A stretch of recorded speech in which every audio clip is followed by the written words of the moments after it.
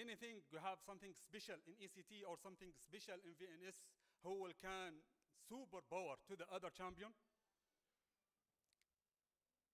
Leave this.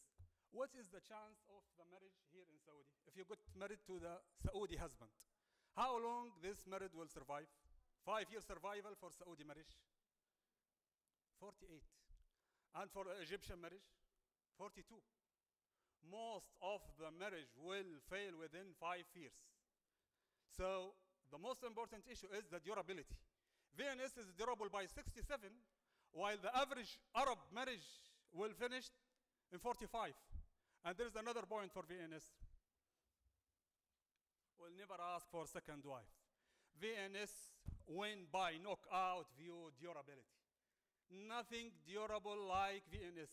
Neither medication, ECT, or Arab husband. Next, if you have a patient with the 4 antidepressant medication, what are your better choice? This is from the company itself. I brought this from the top ranked center in USA. They have highly advanced in the treatment of depression, ECT, esketamine, VNS. This center alone implant 850 VNS. What is the final thought about VNS? It has a potential breakthrough that goes beyond managing symptoms to improve overall well-being. This is a beautiful paper, beautiful. I ask all of you to go back and read about RECOVER. What is the RECOVER? RECOVER is the study that shows the effect between the change in effect between the active VNS and sham response. Let's see the first one here. The MADRS score. What is the definition of response? 50% reduction in MADRS score. And the primary endpoint was not achieved and recovered. Why was not achieved? Because the sham response is very high, near the active response. There is no statistical difference. Why the clinical input is not that high? Because they need to protect the blindness for the study, so they didn't activate the device only for the 2 months. After that, the whole year that the device was not activated. This is not reflecting the real practice. The sham response is high. Even for the last 2 months, the sham response is very high. Why? Any idea? Patients are intelligent. They know the effect of VNS come with time. So they are expecting more response with the time. And at the end of the year, they know that the device will be activated by the end of the first year. So they have more hope. I ask all of you to go back and read about RECOVER. Only primary effect, primary endpoint was not achieved, but the whole our other criteria was met. Clinician, self-report, and interviewer mask rating. Primary endpoint was not achieved, but clinician, patient, independent observer, they all provide a clinical meaningful therapeutic effect. The other study about the same issue, the same 12 sham control test showing a greater improvement in quality of life, psychological function, and providing hope for similar patients. I will not go through paper by paper, but I ask all of you to go back and read about RECOVER study. If you don't have a time, you can screenshot this and we are done. This is the expected papers to come later on. 4 minutes, doctor. Done. This is the summary for RECOVER. What is the implication for this? VNS is offering durable adjunctive benefit for severe treatment-resistant depression. Take-home message. Treatment-resistant depression needs neuromodulation plus pharmacotherapy. VNS is our knockout, durable. This is why we prefer durability is the VNS superpower. Affect grow with time. This is the definition of durability.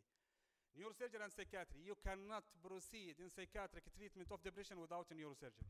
Full stop. Final call. For those who didn't respond to anything, VNS is not the last option. It is the first, not last. Thank you, everyone. Ready for question or punching? Muhammad Ali won the Tyson. Dr. Muhammad, for the questions. So thank you very, very much, Dr. Ahmed. A great presentation. It's brought all the memory about VNS. I hope it will will utilize it in our treatment of our patients. So let's have any question. If you have any question, please, Dr. Ahmed or Dr. Muhammad. Uh, let's start with Dr. Sharif.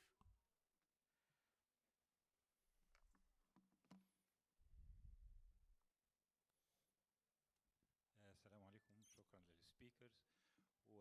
One of the main and sharing words in the three presentation was ketamine and esketamine in the three talks. And I like to connect it to computerized mapping of our brain and this concept, the new concept, and supposed to the basic concept in management. We are focusing about brain networks, default network, cognitive network, how is it working, and unfortunately we're not focusing about it in the clinical practice, how it was reflected in symptomatology profile and what we need to manage. And this is the factor I have talked tomorrow about anhedonia and TRD after that. Okay, why we have anhedonia, why we have depression, and why. And this is for the neurocircuit, if we can expect it. My comment related to VNS. As I'm a psychiatrist, I hope that we have this intervention which may be solved. But let us to talk. First point, why till now RTMS and VNS not number one in the management, in front of ECT, which is the conventional one till now. Sure, all of us, we need something easier and non-invasive. It's invasive, not difficult as a procedure, but expensive. If we're talking that I am practicing psychiatry in Saudi Arabia 20 years, okay? But give me one insurance company will approve VNS for patient with TRD. If we are suffering for esketamine approval for TRD, they will allow for VNS for TRD. They allow VNS for extrapyramidal disorder and other indication. VNS is approved in neurological disorder before psychiatric disorder. I think it's a good hope, and it's one of the playing cards we need to be open for our patient. Second thing, it's also approach for therapy plus antidepressant. It's not alternative for antidepressant. I will not solve the life of the patient. He will have the side effect of both medication and VNS, which is partially permanent because it's a pacemaker. If we have a problem, we need to remove it with another intervention. It's a nice approach, but need time and need support from others to talk about it. Yes, هو Dr. Sharif, most institution, big institution have VNS, like we have it in our hospital, and so, but we have not utilized it for depression yet. But you know, it's another option for. عندنا الحكومة paid for. الحمد لله.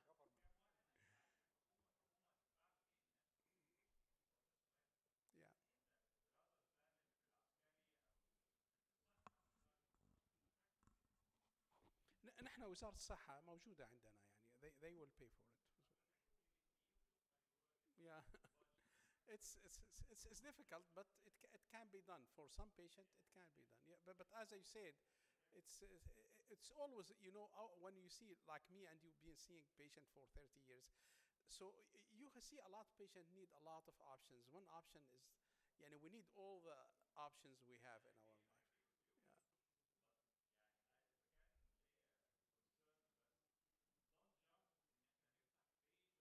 لا لا لا.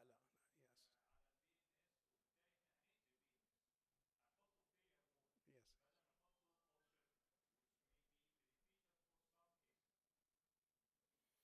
شكرا جزيلا دكتور ابراهيم تفضل. السلام عليكم يعطيكم العافيه. السؤال صراحه للدكتور على موضوع التحويل الابليكابيلتي، يعني هنا نفس السؤال بس بتكلم على موضوع الابليكابيلتي. كيف احنا كسايكاتريست في العياده بعد ما نوصل على التريتمنت ريزيست ديبريشن نعطيه ادويه كثير، كيف ممكن اشرح له؟ لانه صراحه هو البيشنت بيجينا انا ما راح اروح نيوروسيرجن في البدايه، فطريقه التحويل، طريقه الاقناع، طريقه الشرح، هذه كلها احنا بتكون زي ما يقولون في وجهنا احنا. فكسايكاتريست كيف طريقه التحويل، وكم ممكن حاله قد تفضل الدكتور قد عالجتها وحولوها لك، كيف ممكن نقنع الحالات او ممكن نشرح لهم بطريقه علميه؟ ما شاء الله كان محاضره وافيه، ولكن كيف انا اقنع الحاله البسيطه العاميه باللغه السهله اللي ممكن وزارة الصحة أو في المنظومة الصحية بالعموم بين النيوروسيرجن والطبيب النفسي؟ هذا أهم سؤال أنا بالنسبة لي. دكتور أحمد. شكرا. واضح الصوت. شكرا دكتور ابراهيم بالاسئله. هبدا باهم سؤال اللي هو how to refer a patient from psychiatry to neurosurgery. Here in King Salman Medical City, we have the Saudi National Program to fight depression.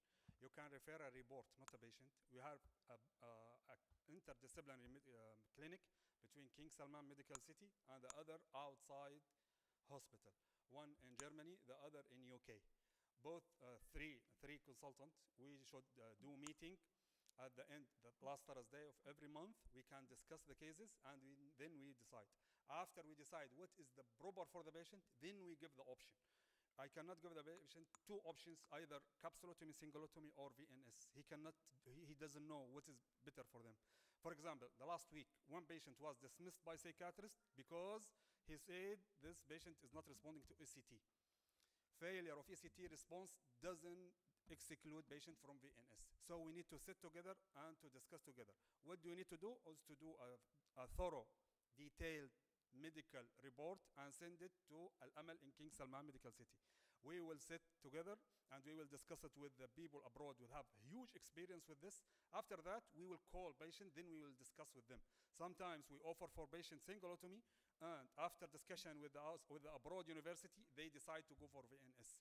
Most of our culture, ask me, most of our culture, they will use capsulotomy or cingulotomy because it is part of K.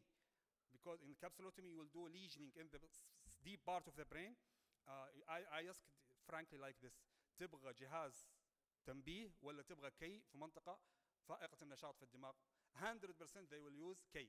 They don't want to have a device forever. طيب. What you have to do? What you have to do? Just refer a patient, not a patient himself, a thorough, fully detailed medical report to King Salman Medical City. After King فهد عندنا بالمدينة موجود بالرياض. ما شاء الله تبارك الله. انت وين بالرياض؟ لا مدينة منورة. كينج سلمان موجود بس عندنا بالرياض موجود. ما لكم عذر. تو سنتر. ناشونال نيرو ساينس. لا هو بيعملوه كثير عندنا للسيجر للصرع موجود. Depression is up to our team. So if the patient is candidate, we will do it. Yes. Refer them to us, Brian. Let me ask go to the previous question. That is VNS side effect is permanent. It is not permanent because the side effect comes from the stimulation. If the patient has severe hoarseness, he cannot tolerate this. We can decrease the stimulation so the hoarseness will improve. So the side effect is not a permanent. What is the indication for explantation? What خلص الوقت. Indication for explantation? Infection. Period. If it is infected, take it out and put another one. The other side effect is highly tolerable and can be adjusted through stimulation from the clinic. No need to do another surgery. Thank you very much, Dr. Ahmed. Appreciate that. Any other question, guys? Let's take a break and be back after 10 minutes. Let's give the جوائز دكتور عبد السلام إذا تساعدني بالجوائز. دكتور محمد.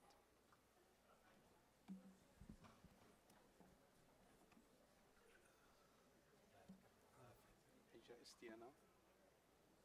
دكتور أحمد. نتصور مع الدكتور أحمد. تفضل. صورونا مع الدكتور أحمد. مين عم يصورنا؟ أوكي.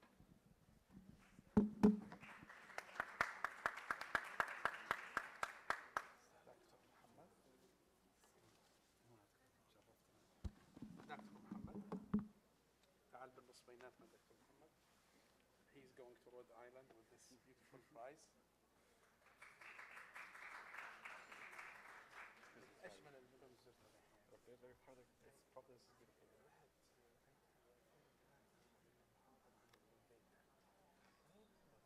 First year residency Rhode Island.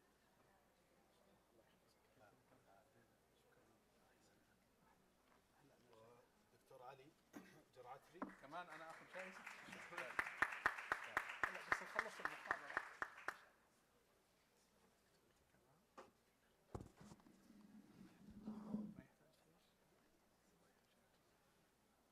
شكرا يا شباب. نرجع بعد ربع ساعة إن شاء الله.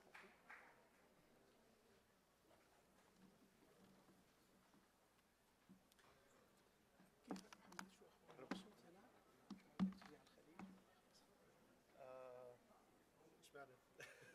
لو في فرصة يا ريت قول الواحد اشتاق بصراحة. تمام. لا عادي عادي. يا واحد هجيب ايش حقيقي ولا حاجة.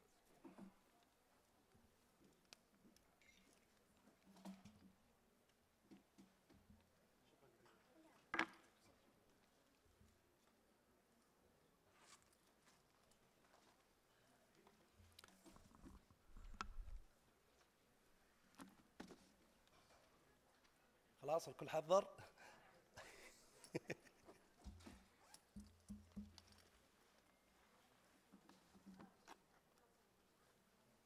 يعطيك العافية دكتور، شكرا.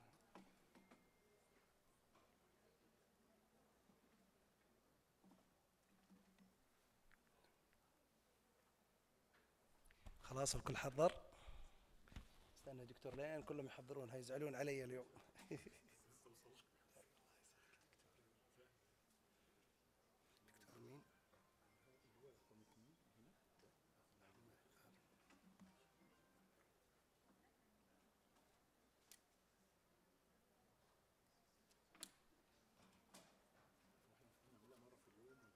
باركود؟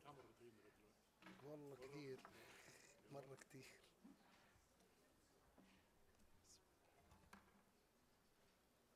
الشركة دي أنا بعرف كم باعت اسمي. كلها عندنا نفس الشيء. بسم الله. عقد الماظة. مصر الجديدة ده. مصر الجديدة. بسم الله. عقد إيجار شقة الماظة. عشان آخذ العقد. والله جبي جاي آخر مكان قعدت فيه في مصر في الماظة. لأنه جنب المطار. والله جلست فيه عشان قبل الرحلة. بعدين رحت المطار. أنا خلاص. مروة مين اللي ماسك الجلسة؟ دكتور إبراهيم حمدي موجود؟ أحد منهم موجود؟ هذا الدكتور الثاني. طيب مروة. طيب الدكتور الثاني هذا أيوه. طيب دكتورة سمرة لسه طالعة. دكتورة سمرة موجودة؟ هي هتكون بدل عين. بس طالعة خربانة.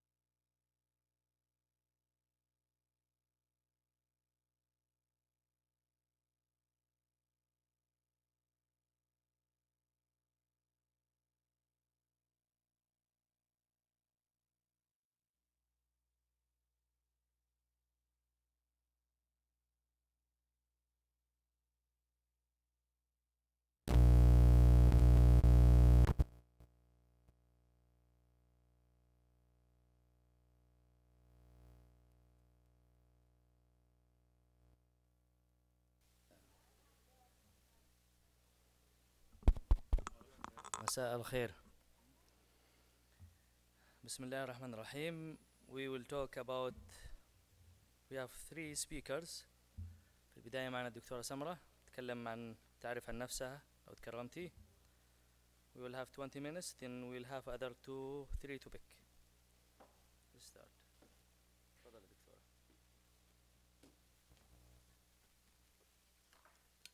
السلام عليكم جميعا، كيف حالكم؟ طيب، هذه مو محاضرتي.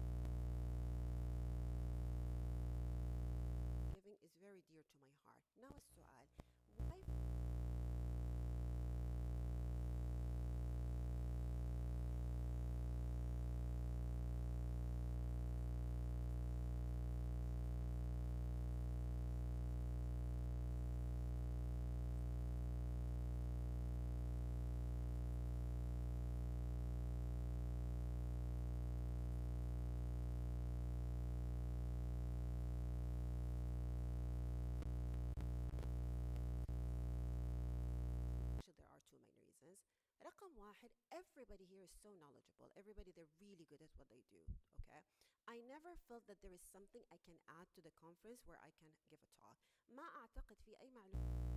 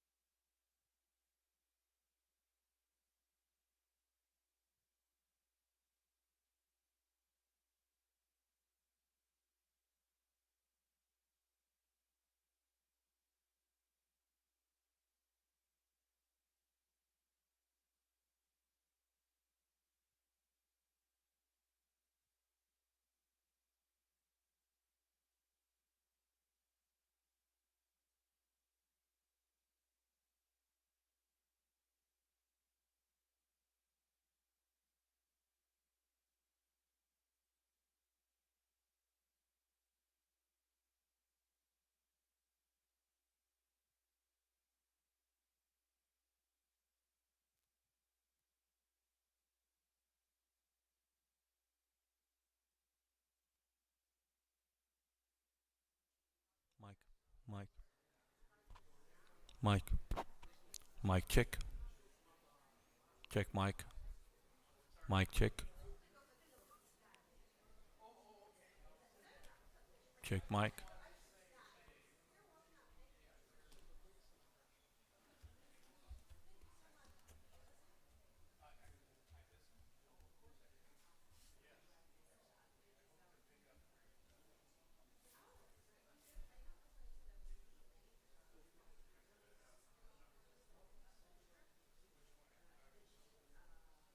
Check. Mic check. Mic check. Check mic 1 2.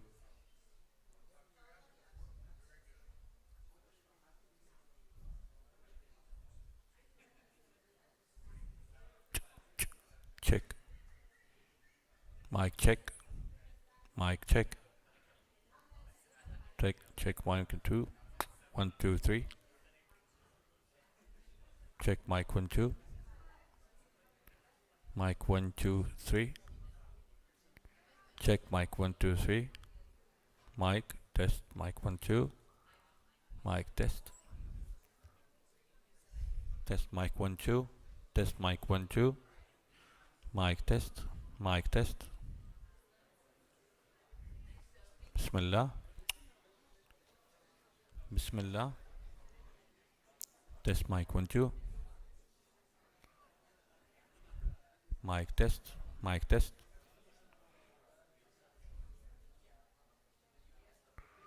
Mic test. Test mic 1 2.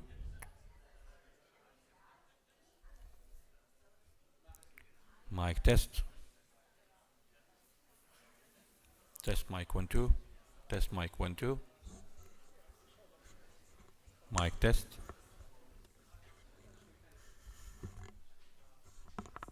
Mic test. Test mic 1 2. Mic test. Test mic 1 2. Test mic 1 2.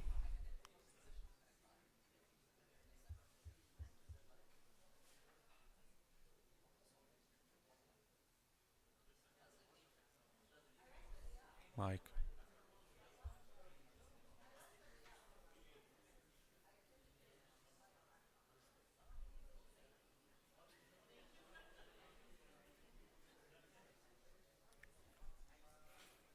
Test mic. Test.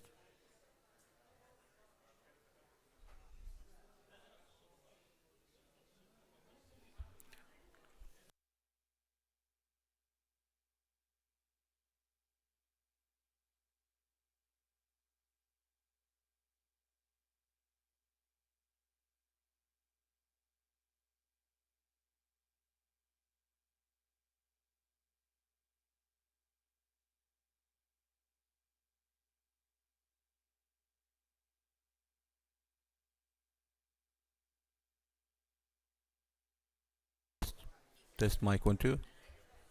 Mic test. Mic test. Mic test. Mic. Test mic. Mic test. Test mic 1 2.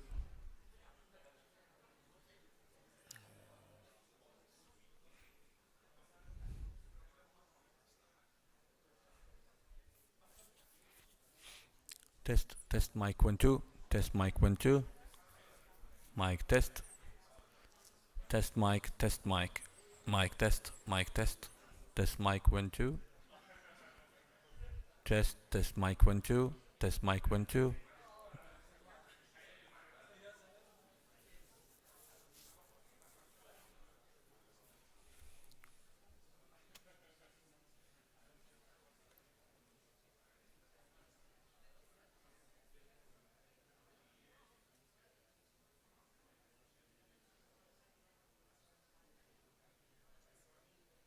حضرتك طالع اول واحد مايكروفون بس يعني ما تكونش قريب كتير عشان انا معاك يعني اذا في حاجه هشاور لك فيها.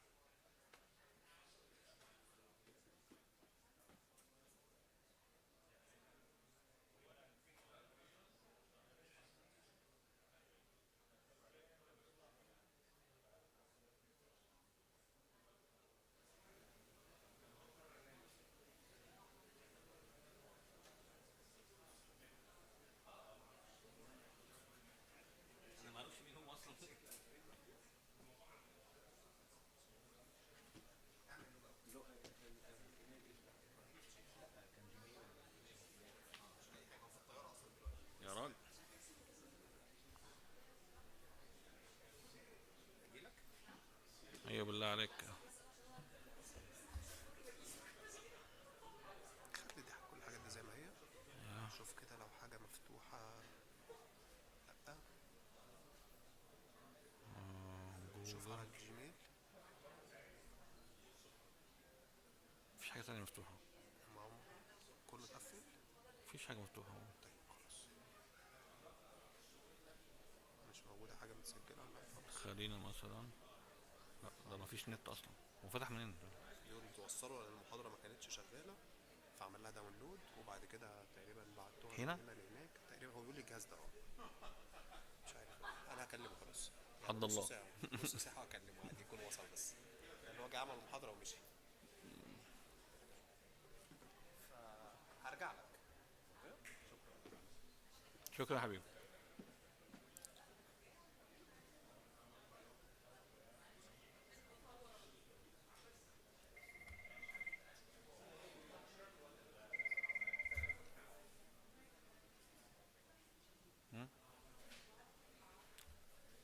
Test mic 1 2.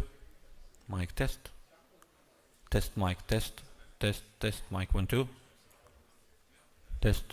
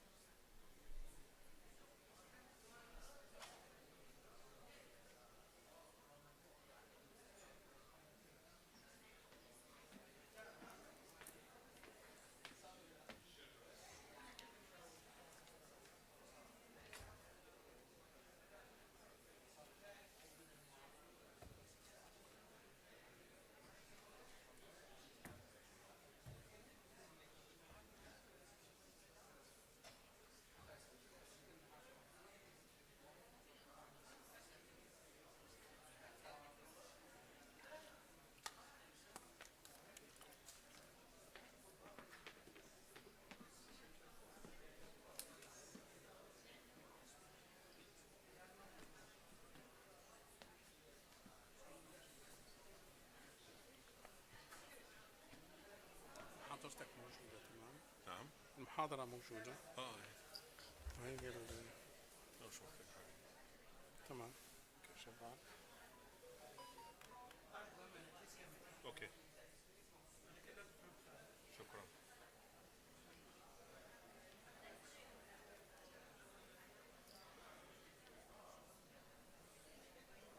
هي محمد خالد جاي. وانا هنزل لتحت اقدر اشوفك اللي رايح. طب كيس تخليك قاعد لغايه ما يجي تشير بيرسون. الناس تحس ان احنا موجودين.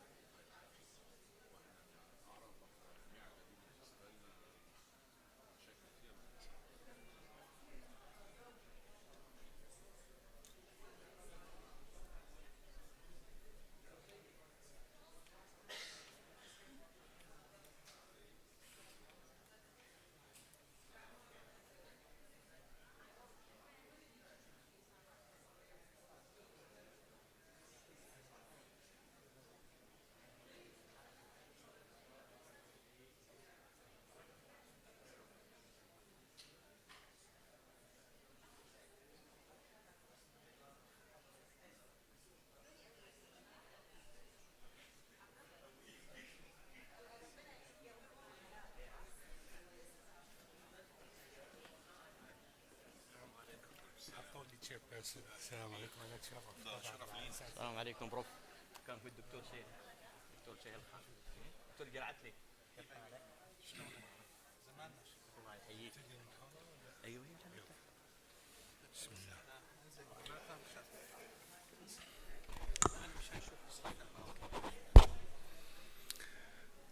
بسم الله والصلاة والسلام على رسول الله وعلى آله وصحبه ومن. It's my pleasure to be a chairperson for this session with two eminent speakers, Prof. طارق عكاشة, Prof. of Psychiatry.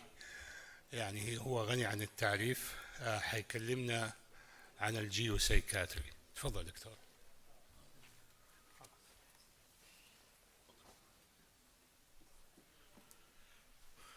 السلام عليكم ورحمة الله وبركاته. خلال المحاضرات اللي فاتت سمعنا حاجات كتير عن البرين وعن الكورتكس. شفنا ازاي ممكن الديبريشن يتعمل له كمبيوتر موديل، شفنا ازاي الكتامين بيشتغل. طب احنا عايزين نبص حاجة مختلفة. في a new branch in psychiatry which is emerging which is called geopsychiatry. geopsychiatry ان احنا بنشوف العوامل الخارجية بتأثر علينا احنا ازاي، بتأثر على الحالة النفسية بتاعتنا ازاي، وهل هي بتأثر فعلا على نيو سايكاتريك ديس اوردرز ممكن تظهر بسبب المشاكل اللي ممكن تبقى جاية خارج البرين مش بس داخل البرين. فأول حاجة, what is the definition of the term geopsychiatry? It is a new discipline which focuses on the influences and impacts of global factors زي globalization, الفورين بوليسي، الكونفليكت، الكلايمت تشينج، public health crisis والديزاستر، سواء كان ديزاستر ناتشرال او مان ميد. ما بينقلش ال technicians.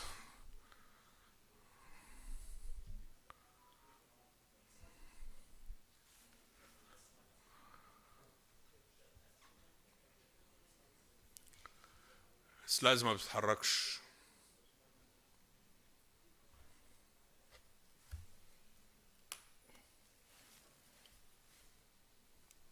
اوكي ماشي. فit focuses زي ما اتفقنا على impacts of global factors such as globalization, foreign policy, conflict, climate change, public health crisis and disaster, سواء كان natural disaster أو man-made disaster. كل ده contribute to the effect of mental health and well-being في individuals. ففي حاجات كتيرة زي geopolitical problems, geographical problems, environmental problems, psychosocial problems, commercial determinants. كل ده بيأثر على المنتال هيلث بتاع البوبوليشنز والمنتال هيلث اوف individuals. فأول ما ابتدت فكرة الجيو سايكاتري ابتدت كإيمرجينج ديسيبلين إن سايكاتري within the World Psychiatric Association، وعملوا لها حاجة اسمها Special Interest Group. وجدوا ان هي هتبقى انترسكتوريال وانترديسيبلينري. يعني السايكاتري هنا بتبص عليه بطريقه مختلفه. يعني ممكن احنا بنشتغل مع ناس بتوع كلايمت، ناس بتوع انثروبولوجي، ناس بتوع بوليتكس، ناس بتوع جيوغرافي. كل الحاجات دي كلها ممكن يبقى ليها تاثير، وهنبص نلاقي ان يبقى في تشين اوف رياكشن بيحصل بعد كده. فلو جينا بصينا مثلا لو في حاجه بوليتيكال، في حاجه كوميرشال، في حاجه جيوغرافيكال، في حاجه سوسايتال، بعد كده عندنا ناتشرال ديزاسترز، مان ميد، وعندنا الماس ميديا. كل الحاجات دي عماله تشتغل مع بعضها، لدرجه ان هم قالوا دلوقتي احنا طول عمرنا بنقول السايكاتري از بايو سايكو سوشيال موديل، عايزين يغيروها دلوقتي يخلوها بايو سايكو سوشيال سبيريتشوال انثولوجيكال موديل، ان كل الفاكتورز دي يتحط في الموضوع. اليونايتد نيشنز طلع حاجه اسمها Sustainable Development Goals، ان هي سنه 2030 عايزين يحققوا الحاجات دي. طبعا مش هيحققوا منها حاجه يعني. نمبر 1 لو جينا بصينا نو بوفرتي، نو بوفرتي في العالم كله. الحاجه الثانيه زيرو هانجر، وهكذا وهكذا الحاجات اللي هم عايزين يعملوها. لو خدنا 3 حاجات منهم فقط لغير كامثله ونشوف الجيو سايكاتري بيأثر ازاي. سنة 2030 متوقع ان يبقى فيه تقريبا 590 مليون نسمة حوالين العالم تحت حد الفقر، وده معناه ان كل الامراض اللي ممكن تبقى ثانوية للبوفرتي هتبقى موجودة عالية جدا. انما نيجي نشوف بعض المشاكل اللي بتحصل حوالينا. في الوقت الحالي 281 million people living in a country different from the country of their birth. في منهم باختيارهم وفي منهم بيكونوا forced ان هم يمشوا هناك. والنمبر ده is 3 times than what was expected و estimated ان هيحصل سنة 1970. الجلوبال ريفيوجي population has increased 7% في السنة اللي فاتت فقط لا غير. في الوقت الحالي في تقريبا 43.4 مليون refugees across the world، معظمهم من أفغانستان، سوريا، فنزويلا، أوكرانيا. وعندنا تقريبا 68.3 مليون people which are internally displaced زي في السودان، في غزة وما إلى ذلك من بلاد أخرى بتبقى موجودة. الناس دي المنتل هيلث بيحصل إيه؟ إيه السايكاتريك بروبلمز اللي تبقى موجودة؟ طبعا المناظر دي كلنا بنشوفها على التلفزيون، سواء كانت الناس اللي هي بتعبر البحار، سواء كانت الناس الموجودة في السودان، موجودة في أوكرانيا، موجودة في أي مكان في أفريقيا، بنشوف المناظر دي منتشرة على طول. فالمنتال disorders زي ما اتفقنا make up 13% of the global burden of illness. و there is no evidence ان في global reduction للبردن ده، بالعكس it is increasing more than what was expected in 1990. في الوقت الحالي في تقريبا 419 مليون disability adjusted for life years due to mental illness. الورلد هيلث اورجانيزيشن قال لنا في تقريبا 750 ألف سويسايد في العالم في السنة، وفي تقريبا 10 ل 20 مليون attempted suicide في العالم every year. الحاجة بالارم كونفليكت اللي موجود حوالين العالم أحد المشاكل الكبيرة. As of 2023 there were 59 armed conflicts recorded worldwide. يعني معنى كده تقريبا 25 يعني ربع العالم of the global population live in conflict affected countries. الحروب اللي تبقى دايرة سواء داخلية أو خارجية أو أي كان من ذلك. More than 1 in 5 people are exposed to conflict هيحصل لهم mental disorder. half of which are severe. يعني من كل 5 في الحروب اللي دايره في العالم كله دي كلها 1 من كل 5 هيتعب نفسيا. الاكسبوجر للكومباكت والكونفليكت والحاجات دي بيؤدي البوست تروماتيك ستريس ديس اوردر ديبريشن اند انكزايتي. المشكله ان there are no services that are available، وحتى لما حد بيتكلم هيعملوا اغاثه بيبقى اكل شرب اطباء، بس فين المنتل هيلث؟ المنتل هيلث و all these people بيروح فين؟ دي احد المشاكل اللي بتبقى موجوده. Displacement and human rights violations can all take place during conflicts. الناس بتتكلم ان حصل تعذيب، حصل قتل، بس المنتل سفرنج، المنتل انجوش هتقيمه بقد ايه، هتعالجه بقد ايه، وهتعوضه بقد ايه. حتى لما كانت بعد الحرب بتاع البوسنه والهرسك كانوا بيجي يقولوا اللي عينه راحت هيديله مثلا $1000، اللي مش عارف دراعه راح هيديله $50,000. طب اللي جاله ديبريشن، اللي جاله بوست تروماتيك ستريس ديس اوردر، اللي جاله انكزايتي، هتديله قيمه ازاي؟ فحسبوها بحاجه ظريفه، قال لك اعلى قيمه للمرض الجسدي ياخدوا المرض النفسي. دي كانت ساعتها لان suffering from mental illness is much more severe than the suffering of physical illness. طبعا كلنا عارفين المشاكل الموجوده في غزه، فكل الوور كونفليكتس دي بتعمل مشاكل. لو جينا نقلنا غير الكونفليكت حاجات اللي بيتكلموا عليها زي الكلايمت تشينج، سنه 2023 was the hottest year on record، ووجدوا ان الانكريس في التمبريتشر بيأثر في حاجات كتيره جدا، ومتوقع في اليونايتد نيشنز ان 28% of life on earth is threatened with extinction.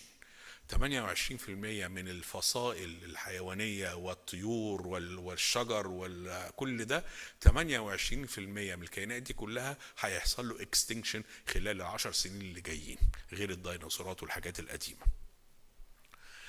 وجدوا كمان ان الكلايمت تشينج ليه مشكله كبيره جدا، ان هو بيأثر كمان على المنتل هيلث.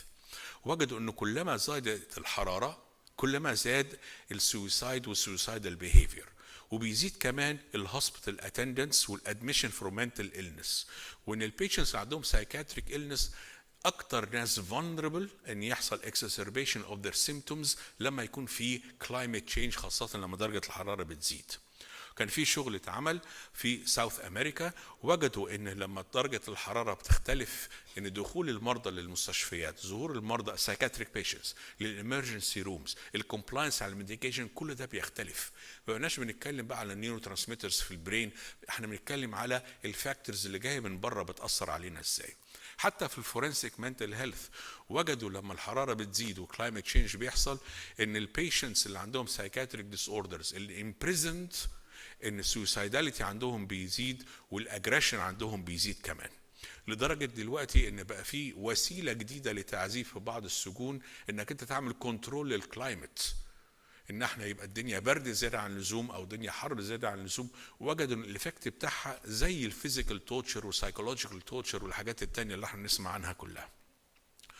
ووجدوا كمان ان دي احد الوسائل اللي ممكن تستخدم في بعض الاماكن. الحاجة كمان اللي وجدوها بالنسبة للبيشنتس أو الناس اللي بيبقى عندهم المشاكل دي إن الادفيرس mental health outcomes associated with these exposures including depression و anxiety symptoms, suicide and non-specific psychological stress. طبعا دي المناظر الكلايمت تشينج بيعمله، اللي هو التصحر اللي بيحصل، الديفورستيشن اللي بيحصل، والنهر ده في العراق، مش فاكر هو دجله ولا الفرات، بس نشوف كميه الميه قلت قد ايه فيه. التشينجز دي بتاثر على الناس ازاي؟ هي دي فكره الجيو سايكاتري، ازاي ان التغيرات السياسيه والجغرافيه وما الى ذلك بيأثر على السايكاتريك ديس اوردرز. لو جينا بصينا سنة 2000 اللي هي الناحية اللي هناك خالص، ده كان المقالات المنشورة على كلايمت تشينج ومنتل هيلث. شوفوا سنة 2024 زيادة 300 عن ما كان موجود قبل كده، فمعنى كده الانترست في الموضوع ده زاد. وهل ده بيعمل امباكت على الهيلث؟ mental health is affected by climate change, collective violence, famine, floods and other natural disasters. البولت الأخير is very interesting. بيقول لك حتى الهيلث نفسه is political. Because health is unequally distributed. Health determinants are dependent on political processes, and because health is a critical human right, يبقى لازم يبقى فيه ديمقراطية أكتر في توزيع الخدمات الطبية للناس، مش اللي معاه واللي معوش، واللي يقدر يدفع ما يقدرش يدفع، والتأمين يغطي ده وما يغطيش ده. فحتى الهيلث نفسه is political. consequences of new geopolitical determinants.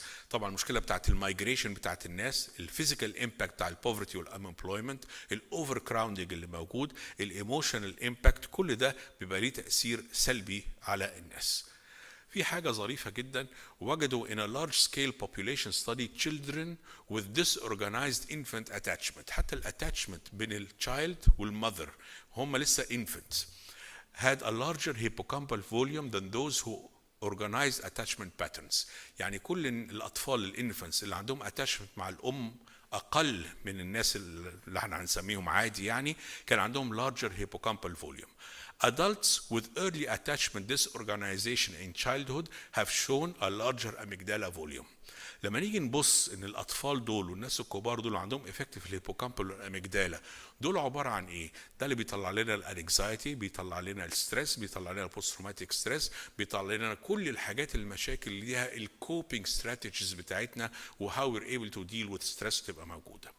A study assessed attachment security towards mother in 33 children يعني at 15 months and then structural MRI لما تموا الأطفال دول 10 سنين و11 سنة.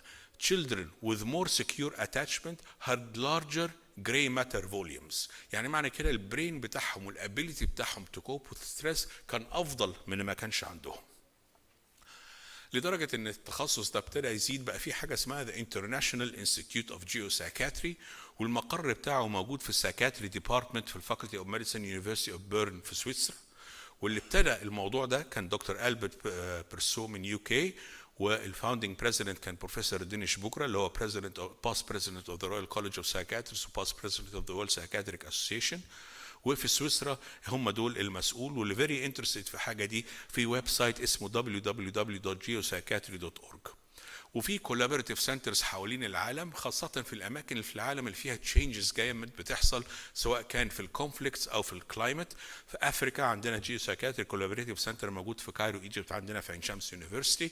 في اسيا عندنا واحد في انديا تشينياي انديا، والتاني في لاهور باكستان. في الكاريبيان في باربيدوس، وساوث امريكا في البرازيل وباراغواي، واوروبا في سويسرا اللي احنا اتكلمنا عنها.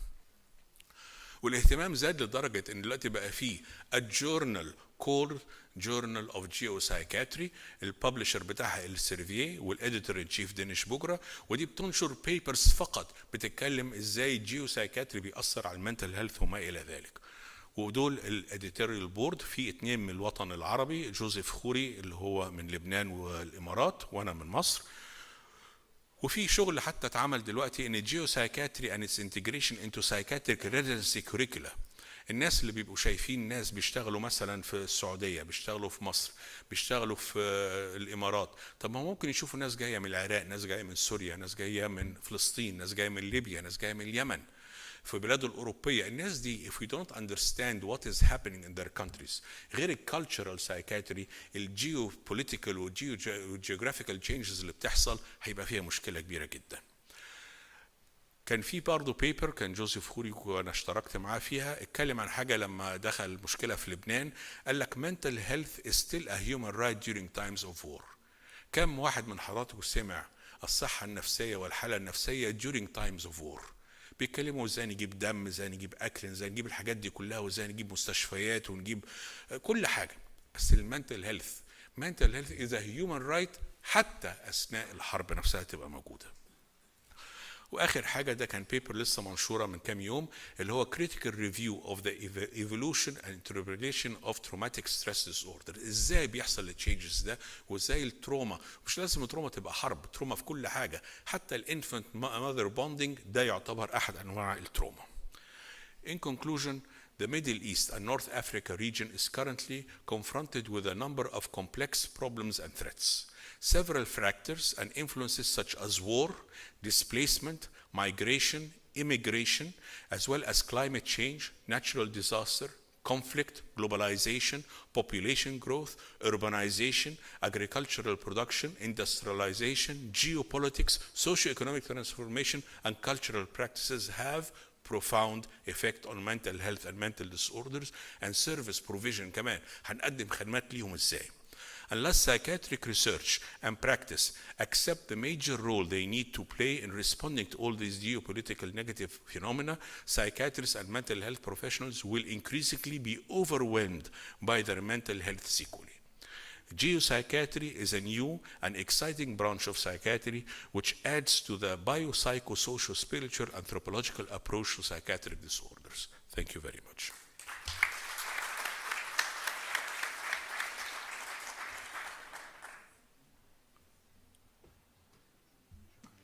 شكرا ليك.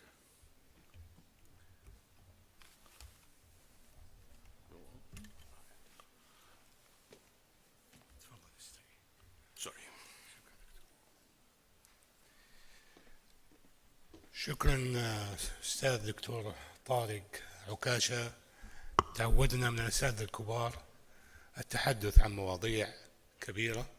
جيوسايكاتري واضح أنها القضية الكبرى الآن التي تواجهنا احنا في حياتنا المهنية، وما يدور حولنا من أحداث تجعلنا احنا لابد أن نتطرق إلى هذه الفيلد اوف سايكاتري الجديد، وبالذات الأطباء الجدد، لنكون على قدر المسؤولية في أداء مهامنا لمرضانا.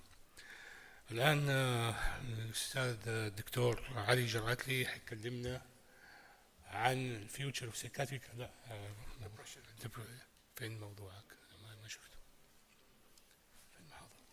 هاي المشكلة حطوها اسمها جدة، في جدة شيوخ جدة. هاي هي نشوف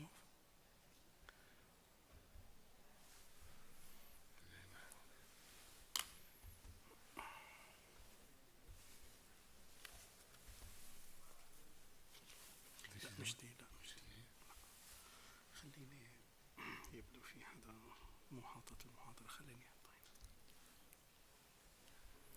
فيني انا احطه هون في محل الفلاشة. في حاطط لك الفلاشة.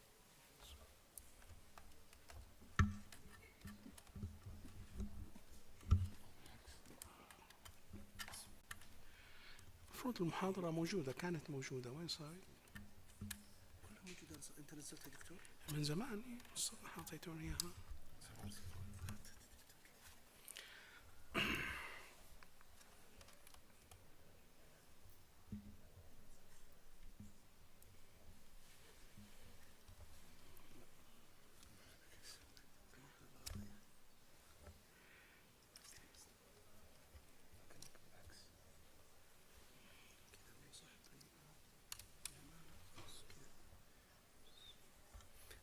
قلت لهم اياها وحطوها، ما بعرف وين.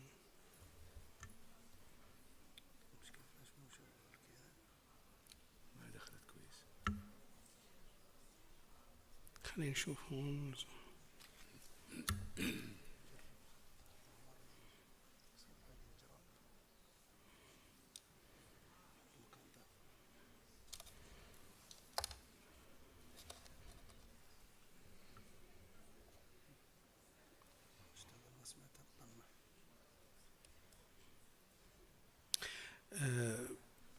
Can we ask the technician تحاول تشوف.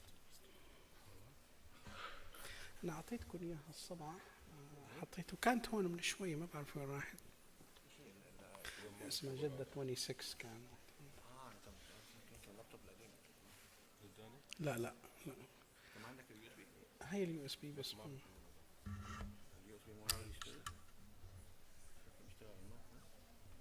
لا بيشتغل على كده. نجرب نكتب اليو اس بي حقي. لا حطوها بعد الظهر. حطيناها. ايش اسمها؟ جدة 26 هي. اوكي خلاص.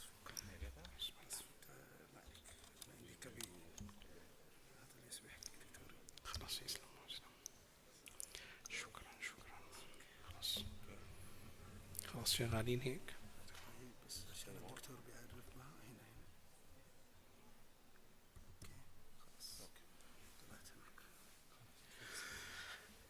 بسم الله الرحمن الرحيم. اسفين على الاشكال. اول شيء الف شكر للجنه المنظمه وللحضور على الحضور الجميل الجو الحلو في جدة هذه الأيام. أنا الدكتور علي جرعتلي، قسم الطب النفسي بمدينة الملك فهد الطبية. They called me about a few weeks ago about doing a presentation about depression. فقلت خليني أدخل depression من منطقة أخرى، يعني غير إنه نحكي عن الإسكيتامين. I will explain to you how I teach my resident how to tackle depression by combining the neurotransmitter مع البرين مع الأدوية. فنصير combination how we can deal with these cases of depression، لأنه not two cases are the same. مثل ما بتعرفوا الدبريشن بيأتي بألف لبوس ولبوس، ولازم الواحد يكون very dynamic in the treatment، يعني يغير الاستراتيجيات تبعه. فنحن بالعادة when we see depression in the real state of the brain we concentrate on several areas. أول area هي ال DLPFC المسؤولة عن الcognition، وهي دائما impaired in most patients. الشغلة الثانية هي ال OFC اللي هو الأوربيتوفرونتال كورتكس، اللي هي المنطقة اللي فوق العين مباشرة، وهي مسؤولة عن الكنترول اوف ايموشن.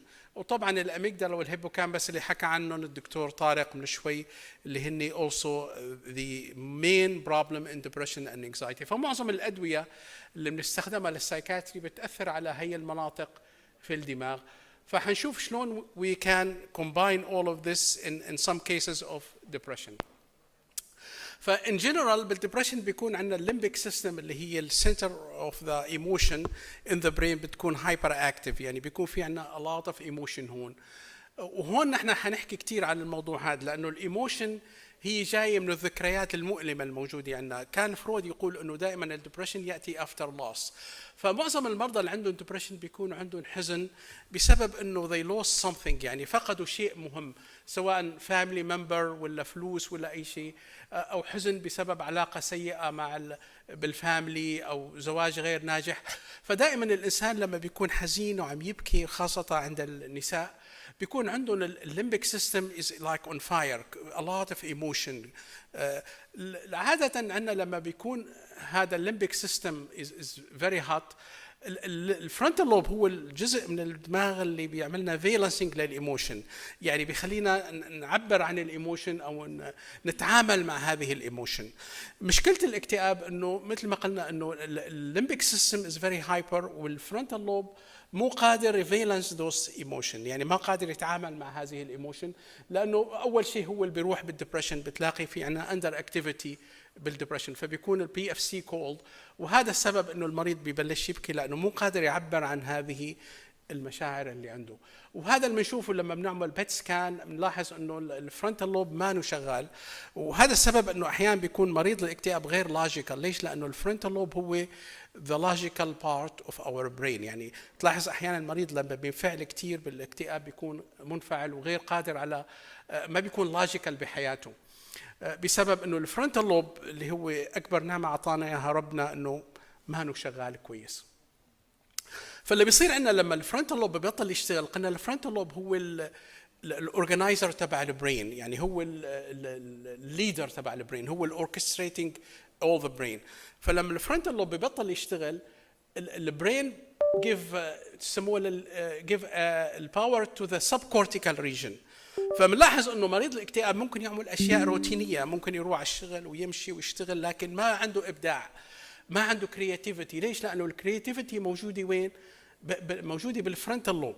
فمريض الاكتئاب بسموه ابستينيزم، يعني ما قادر ينتج كثير لانه ما قادر يشغل الفرونتال لوب اللي بيتعامل مع الاشياء اللي بنكتشفها. وبصير ايموشنال لانه كمان السب كورتيكال ريجن، الاميجدالا والميد برين، بصير المريض منفعل و يعني very emotional all the time وautomatic، يعني بيصير very hard to deal with لانه عايش كانه without the frontal lobe. وهذا كثير شيء سيء، لانه الفرونتال لوب مثل ما قلنا هو اكثر شيء اعطانا يا رب العالمين. وبيفشل بالدراسه. مثلا كثير بيجوا طلاب، انا بدرس بالجامعه، في بتلاقي طلاب شاطرين كثير لكن بيجي وقت الامتحان بيفشلوا. ليش؟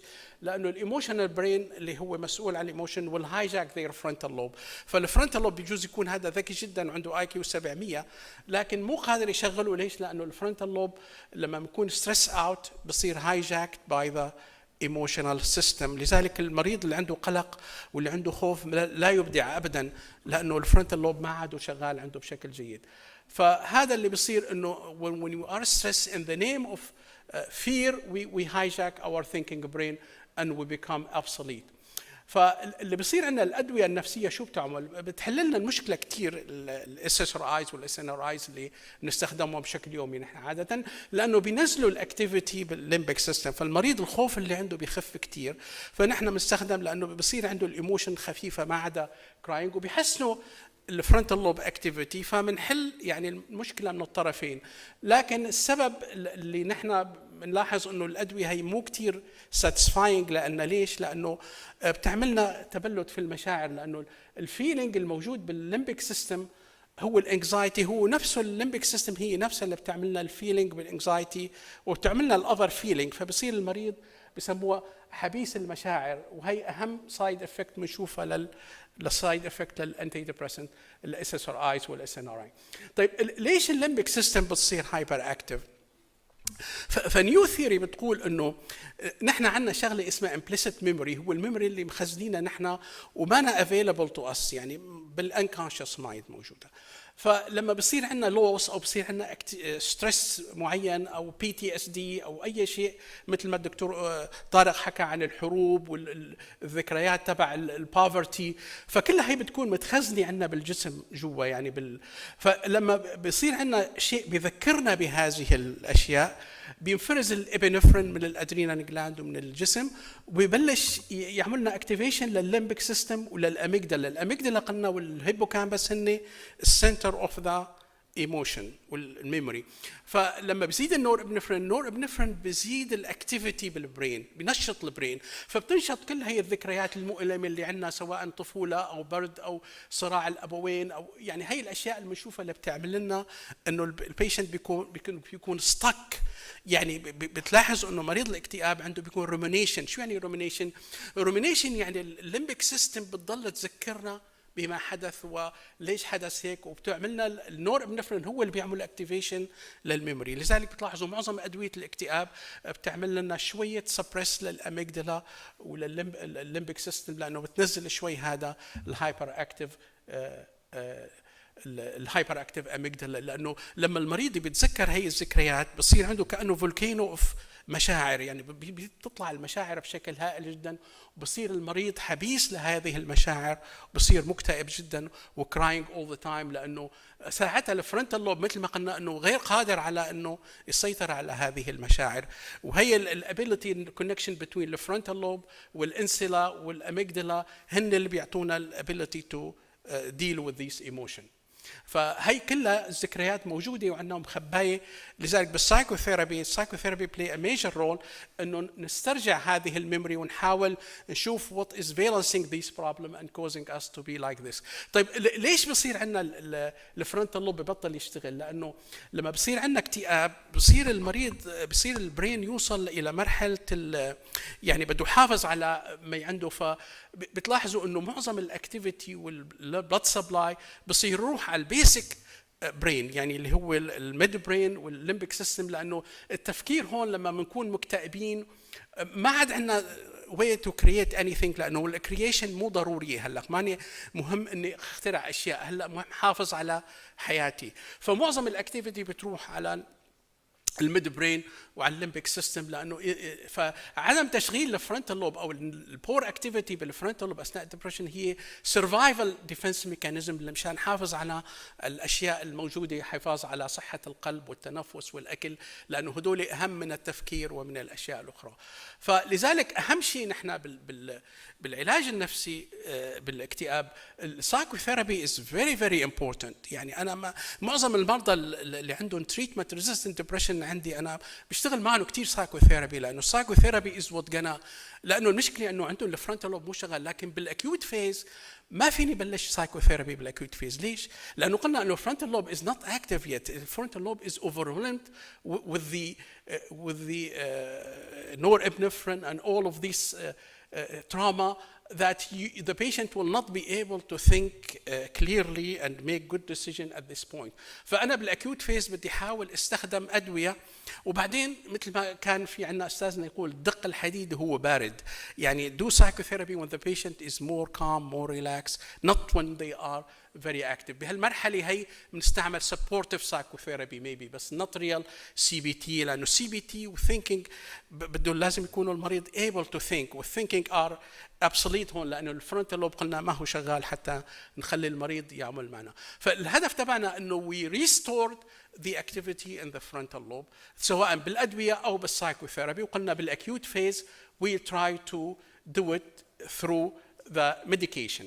So لأنه قلنا بدنا نرجع وظيفة البرين. وظيفة البرين, the mind's job is not movement and you know إحساس ونوم.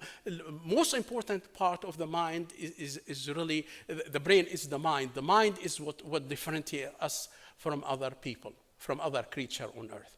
فأحد الأشياء مثل ما قلنا إنه المشكلة إنه الأميجدلا is hyperactive and not listening to the frontal lobe. يعني بيسموا الاكتئاب حالياً والdepression هو عدم التواصل بين الأميجدلا والفرونتال لوب أو الليمبيك سيستم مع الفرونتال لوب are not communicating well. فبدنا نرجع هذا الكوميونيكيشن، ومثل ما شفنا إنه بعض الأدوية مثل الاسكيتامين ولا الأنتي ديبريسنت will improve الكوميونيكيشن. ليش؟ لأنه they improve neuroplasticity، فبيرجعوا الترابط. مثل ما قال الدكتور محمد من شوي إنه الديبريشن كأنه غابة ما فيها مثل غابة في الخريف ما فيها أوراق، والعلاج بتصير الغابة كأنها في الربيع ومليئة بالأوراق. ليش؟ لأنه عملنا الكوميونيكيشن، عملنا الكونكشن between the frontal lobe and the amygdala.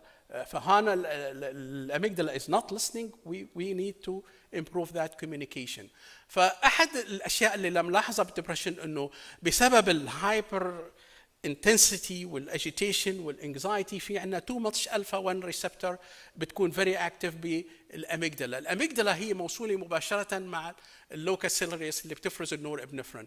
فالاميجدلا connected with the locus ciliaris and there is hyperactivity of the alpha 1 receptor. فأنا need to block this alpha 1 receptor لأنه هن عاملين التنشن والfight or flight and all of these symptoms of severe depression where the patient is not sleeping and hyper and agitated. So I need to block this alpha 1 receptor in the amygdala لأنه classic anxiety and depressive symptom هي increased blood pressure with sweating with tremor. One way is I need to block this alpha 1 receptor and I need to restore the serotonin لأنه lack of serotonin also make us very depressed. So I need to work on the alpha 1 receptor. This is just an example of how you can approach depression from different point of view. فأحد الأشياء نحن قلنا إنه depression happen after a loss, and when we have a loss, our trauma, our brain stop producing serotonin. ليش؟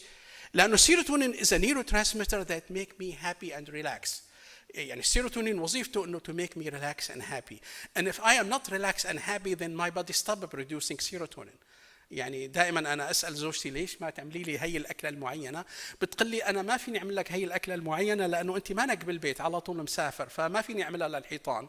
فنفس الشيء الجسم بيقول لك والله انا ما راح اعمل لك سيروتونين لانه you are stressed out. So you need to get serotonin from outside. So SSRIs is still an essential part of treatment of those acute depression. لأنه قلنا التراما will decrease our serotonin, and serotonin is the part that inhibits the amygdala. مو قلنا نحن إنه الأميجدلا is the troublemaker that is making us. فالأميجدلا بتبطل تستمع للفرونتال لوب لأنه ما عندنا serotonin to inhibit that amygdala. معلش طول بالك علي لأنه فهون بلشنا يعني هون الأساس. فإذا أنا عندي إنه I need to increase serotonin in the amygdala. When I increase serotonin in the amygdala واستعمل high dose of antidepressant اللي بيصير إنه بينزل الدوبامين بالفرونتال لوب.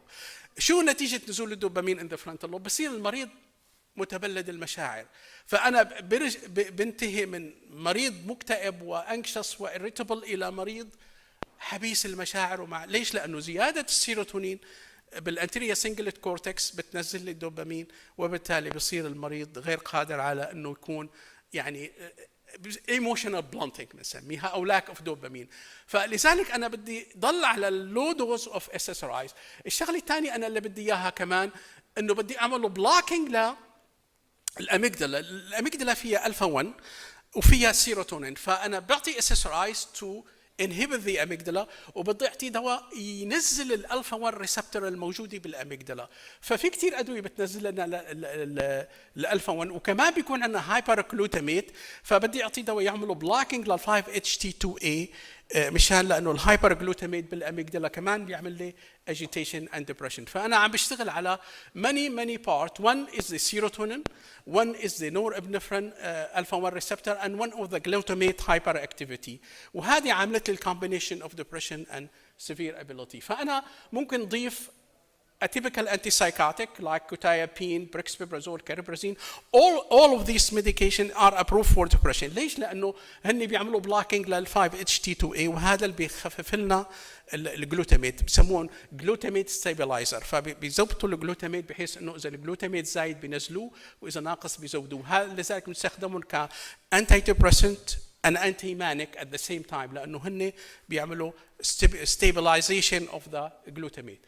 فاذا بنلاحظ انه لما مثلا المريض ديبرشت او مانيك بيكون عندنا too much glutamate in the frontal lobe, and that hyperglutamate is what causes us to be severely depressed and hyper. فيعني حاليا انا لازم اشتغل على ال 5-HT2A receptors لانه هي بيعمل لها بلوكينج للجلوتاميت بالاميجدلا، وبدي اشتغل كمان على السيروتونين ريسبتور بالاميجدلا. فالالفا 1 بلوكيد ان ذا اميجدلا از فيري اسينشال. وقلنا انه الادويه اللي ممكن نستخدمها اول شيء الSSRIs will solve the problem by increasing the serotonin and they decrease the glutamate، وهذا شيء رائع جدا لانه بحقق لي واحد من هدول. بعدين ممكن استخدم انا بريكسبيبرازول او كاريبرازين او كوتايابين لانه فيهم الفا 1. اكثر واحد فيه الفا 1 هو الكوتايابين and بريكسبيبرازول. These two has very strong alpha 1 receptor. فلذلك هلا الcombination of these two medication is approved for PTSD and for medication, combination of SSRIs and antipsychotic to treat this. One, I block the alpha 1, for example, brexpiprazole. Second, I block the glutamate with the brexpiprazole or quetiapine. Third, I will add SSRIs to increase serotonin in the amygdala. فإذا أنا هيك حققت النتيجة. راح أمشي بسرعة مشان الدكتور خان ما يزعل مني. فمثلا هون اذا عندي مريض بدي اعطيه بريكسبيبرازول. ليش؟ لانه في الفا 1 والفا 2، ولاحظوا انه اكثر واحد فيه الالفا 1 والالفا 2 هو البريكسبيبرازول. اذا عندي المريض صار عنده emotional blunting, then I have a medication that increase my dopamine like cariprazine لانه في D3، والD3 هي بتسبب زياده الدوبامين بالفرونتال لوب، وبالتالي بعوض المريض عن نقص الدوبامين اللي صار عندي. اذا المشكله اذا بالالفا 1 عندي بريكسبيبرازول، اذا المشكله بالدي 3 عندي كاريبرازين. الحاله الاخيره انه most patients with depression don't sleep. I need to address the sleep issues. ليش؟ لانه البيشنت who is depressed cannot go to deep sleep. Deep sleep is what is the good sleep. لاحظوا المريض الانسان العادي بيفوت stage 1 stage 2 stage 3 وهذا السليب. مريض الاكتئاب لاحظوا انه ما بيفوت على ستيج 3، بيضل بستيج 2، وستيج 2 is very bad sleep. ليش؟ لانه ستيج 2 is not restorative sleep. اللي بيفوت على ستيج 2 sleep بيفيق الصبح as groggy as he went to sleep، لانه ما شبع نوم. بتلاحظ المريض فايق تعبان ومنرفز. ليش؟ وما بيضل عنده موتيفيشن. ليش ما بيضل عنده موتيفيشن؟ لانه لما بنفوت على الريم سليب وعلى الديب سليب لاحظوا انه مريض الاكتئاب فورا بيفوت على الريم، بسموه شورت ريم ليتنسي. فانا بدي اصلح السليب. يا انا خلصت، هي اخر سلايد. فانا شو بعمل بالحاله هي؟ بدي اعطيه دواء يحسن يرجع السليب to the previous position.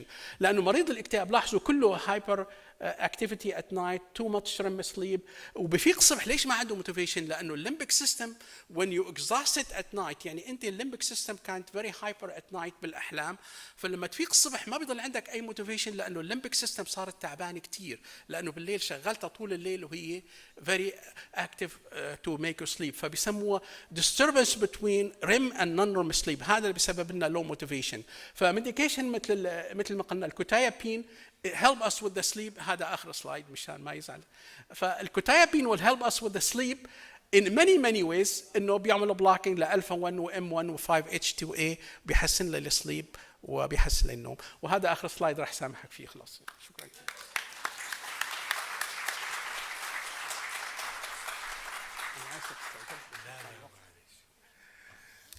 والله أنا أشكرك دكتور على المحاضرة الحلوة اللي رفعت لنا السيروتونين وضبطت لنا الفرونتال لوب على السينكرونايزيشن هذه اللي نحتاجها. بسبب ضيق الوقت أنا أفتح المجال لواحد سؤال لأحد المتحدثين إن كان يعني هناك سؤال. تفضل.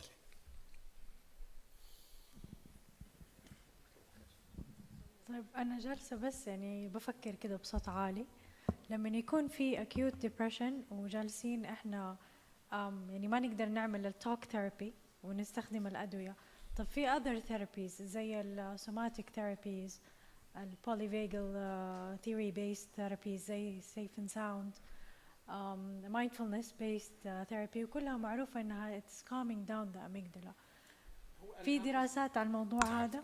لا هو انا كان قصدي انه موضوع السي بي تي هي cognitive behavioral therapy، يعني بدي اشغل الفرونتال لوب.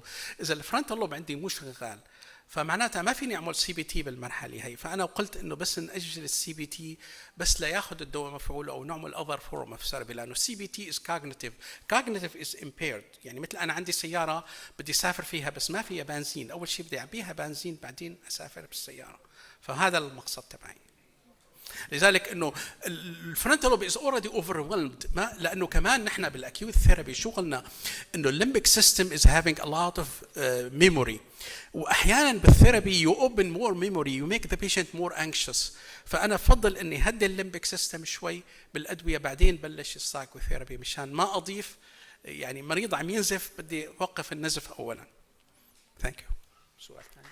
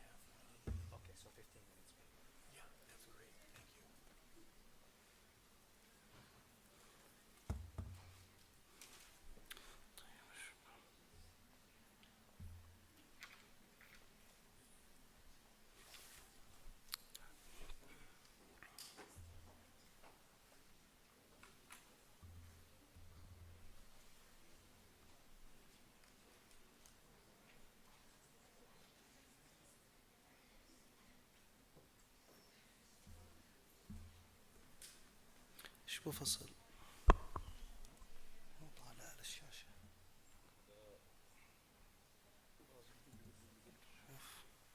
Oh, you want to get to mine?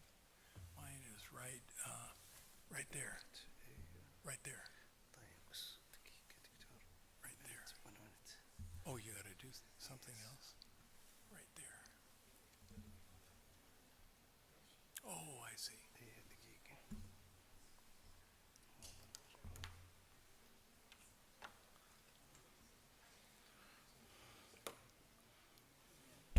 الجميع حضر.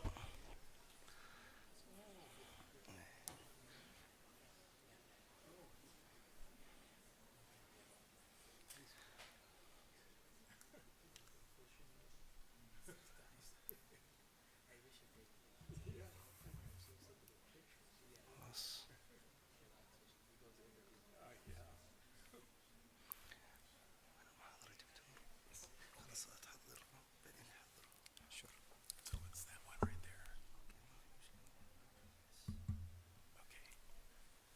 And then, oh, okay.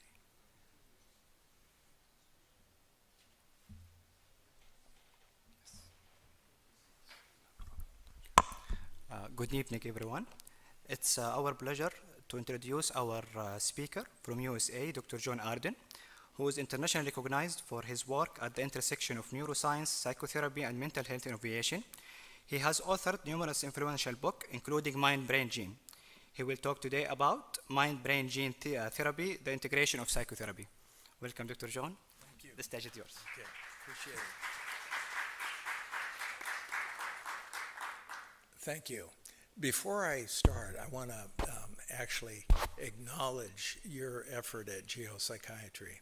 I've been involved all over the world myself with, you could say, geopsychology, with Afghans in Western Asia and Syrian refugees. I just came back from Ukraine and a number of other places, so thank you so much for what you're doing. Okay, so what I'm going to talk about is major changes in the mental health system, certainly in the United States, but also throughout the world. And I'm going to actually do a few things that Mohammed said was okay, and that is to make people a little angry. Anger is not bad. So I like to stir things up. And let me say that I've been in the mental health system for 50 years. 50 years, and I've seen a lot of changes in the mental health system. I worked probably in the largest mental health system in the United States and ran the largest training program in the United States. So I've seen a lot of changes, and what we're going to talk about over the next half hour is some of the changes. First of all, these, as you can barely see here, are some of the psychotherapies that have existed over the last 20, 30 years. Some of them, just some of them. Can you imagine? Every week there's a new psychotherapy. In many ways, they're almost like franchises. They're almost like businesses. And you can get a card certificate and learn the special terms and everything else. What I'm saying basically is a lot of these psychotherapies are duplicating one another with new terminology. And our job is to look at the commonalities. So right now, there's an international movement to take a look at the commonalities among these therapies. So let me just roll the clock back a little bit. Back in, I think it was 1981, when I was at the Department of Psychiatry in the United States, a very famous psychotherapy researcher named Jerome Frank came to speak. Anybody know of Jerome Frank? You're probably too young to know him. He was a super famous psychotherapy researcher in the 60s and the 70s. And what he said was, do you know what? Now, mind you, this is, what, almost 45, 50 years ago. He said, the psychotherapies that we know today that are not so much different from these have so many commonalities. Don't get confused by the commonalities. However, there are a few changes, and you made the comment earlier by talking about mindfulness, and many of the CBT models now are adopting mindfulness, like DBT and acceptance commitment therapy and mindfulness-based CBT and so on, which are basically behavioral techniques with mindfulness. You don't need to be a Buddhist. You could just be really focused on the present. But my point here is our job is to look at the commonalities among all these therapies. But what we need to do is also take a look at some of the simplistic models that we had in the past. This is my first kind of stirring up the pot. So the National Institute of Mental Health, that's the largest research entity in the United States, said that we ought to stop using DSM-5. And in fact, the developers of DSM-4 said don't use DSM-5. I'm not saying don't use it, but what I am saying is people are critical because of the level of money that was put in by Big Farm. I call them the cartels. They infused so much money into the research and doubled the number, I'm really exaggerating here, of disorders that can be medicated. Now, I'm not against medication. But what I am saying is that let's be a little bit more open-minded instead of name that disease and give it a medication. Now, also, what we have here is different changes occurring in the larger sciences that I think we ought to be paying attention to. Because if we only pay attention to, let's say, my field of neuropsychology or psychiatry or psychology, then we're limiting the larger scope. So Roger Sperry, how many people know Roger Sperry? Roger Sperry won the Nobel Prize back in 1980. He did a lot of that split brain research where they were cutting the corpus callosum and taking a look at how the two hemispheres process emotion and cognition differently. He said that mental functions direct the electrochemical traffic in the brain. Now, how many people know Eric Kandel? He's more contemporary. Eric Kandel, by the way, was once a psychoanalyst. But later, he decided to study memory. And his research subject was the California sea slug. That's a very, very little small animal. And what he was taking a look at was synaptic connections. And most importantly, he was looking at epigenetic changes. So he said psychotherapy works by producing changes in gene expression that alter the strength of synaptic connections. Basically, he's referring to how what we do, what we think, and what we feel, and most importantly, our behavior, meaning lifestyle, and that's what I'm going to come back to over and over again, is so critical to gene expression, as I'll be talking about.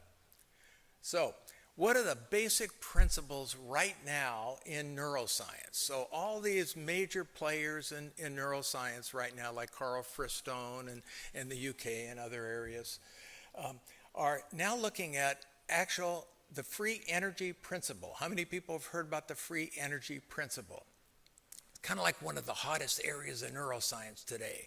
And what it is about is energy efficiency. Our brain runs on energy, ATP. And any interruption in energy utilization by any cell, and brain cells have more mitochondria than any other cell, can interrupt or kind of foul up any kind of cognition or mental operating experience like emotion.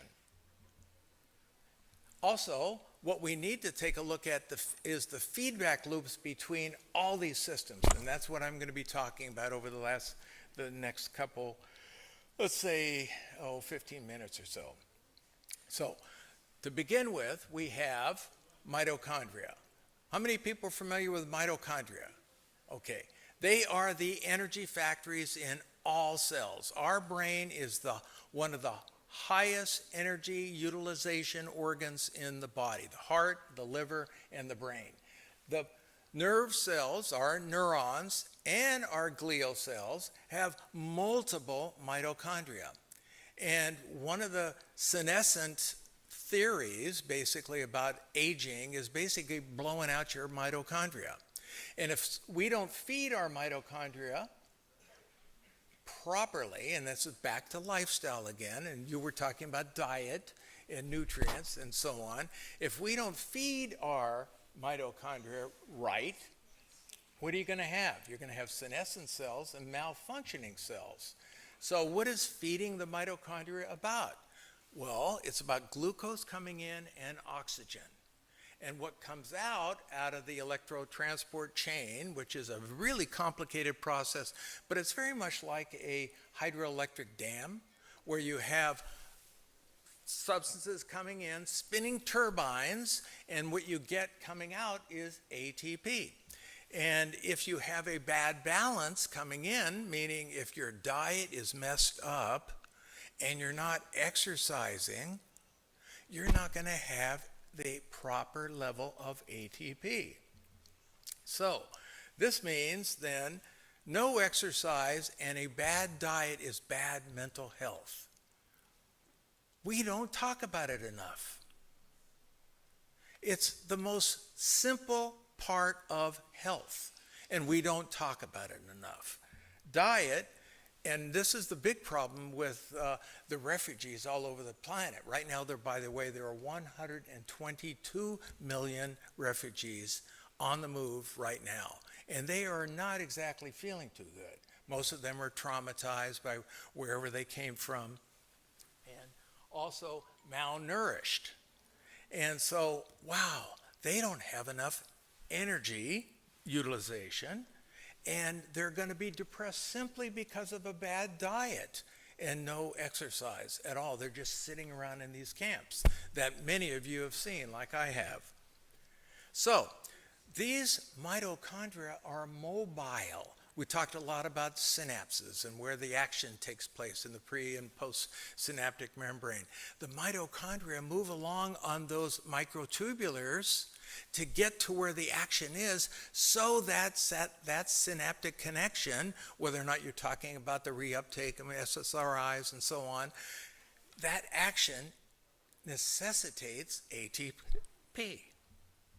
So, on average, we have roughly about 500 mitochondria in cells. And in fact, roughly about 10% of your body weight is related to these mitos. I call them mitos because they are mighty, if you permit them to be. So, what happens if you don't feed your mitos? If you don't use the ATP, in other words, if you just eat a lot and don't move, what happens to the mitos? It's like Chernobyl. It's like a nuclear meltdown. And what comes out? Reaction oxygen species, free radicals. And what happens first is it's like a nuclear meltdown of the mitos themselves. And poor mitos mean poor energy, and then what you get is destruction of the cells.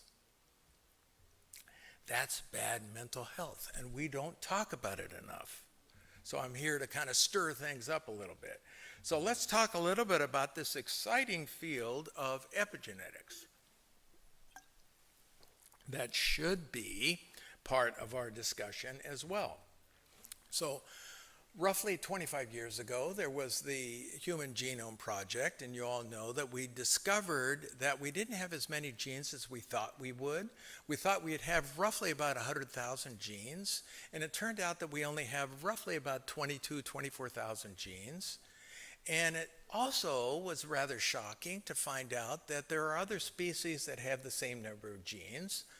The worm, the earthworm, has roughly the same number of genes. A tomato has more genes than we do. Now, if you buy the simplistic model that a gene makes a disorder, do you think tomatoes feel anxiety before they're picked? Do you think worms are going to psychiatrists to get SSRIs? No. As a matter of fact, the other big shocking part of this is that only 2% of our genome, of our DNA, are genes. And for a while there, we didn't know what the other 98% was. So you know what we called it? Junk DNA. But it turns out it's not junk after all. And in fact, we refer to it now as non-coding DNA. Now that's pretty important because worms and tomatoes don't have the non-coding DNA. They're very much genetically driven, meaning our non-coding DNA makes us so much more adaptable. It makes us more susceptible to any interruptions in the environment. And that tells us a lot about human relationships. So in my field, we take really a good look at attachment. Roughly about 80 years of research on attachment. What are the attachment dynamics in a family environment, and what are the kids going to be like afterwards? And there were a lot of cool theories about attachment until we understood some of the things happening in the brain that I'll refer to, and also in our genome. So people at McGill University in Montreal, Mike O'Meany and others, did some really amazing research in the late 1990s on attachment. First, they started with rats, as often many researchers do, and then they moved to humans. And it turned out that secure attachment, meaning good nurturance, good enough parenting, paying homage to Donald Winnicott, good enough parenting actually resulted in the genetic expression of the cortisol receptor gene. Now, why is that important? Think of a thermostat. Now, I'm referring to John Bowlby. John Bowlby was another major theorist about attachment, but he died in 1980, so he didn't really know that some of the metaphors that he used, like a thermostat, really was part of what happens. So, if you have a thermostat on the wall, let's say, and the heat goes up, the air conditioner goes, right? Or vice versa for heating. Now, if you have cortisol receptors in your hypothalamus and your hippocampus, then when the HPA axis wraps up, right, and cortisol is released from your adrenals, then the cortisol receptors in these areas of your brain act like a thermostat. So you don't even have to say, calm down, John. I'm going to calm down because the thermostat function is working in my brain, partly related to epigenetic effects of human relationships. So our relationships with one another have a dramatic effect on gene expression. Now, let me say a few things about some of the myths that we used to have. We had this idea back in the 1980s. Now remember, I'm from the largest mental health training program in the country, in the largest mental health system, and that we were looking for gold. We were always looking for, what is the science here? Let's figure this out because we have thousands of people coming through our system. At that point, back in the 1980s, people literally thought there was a depression gene, and they called it the short version of the serotonin transporter gene. Turns out that it's not a depression gene after all. Now, if you have the short version of the serotonin transporter gene, and you have a chaotic early environment, yeah, you're going to get depressed.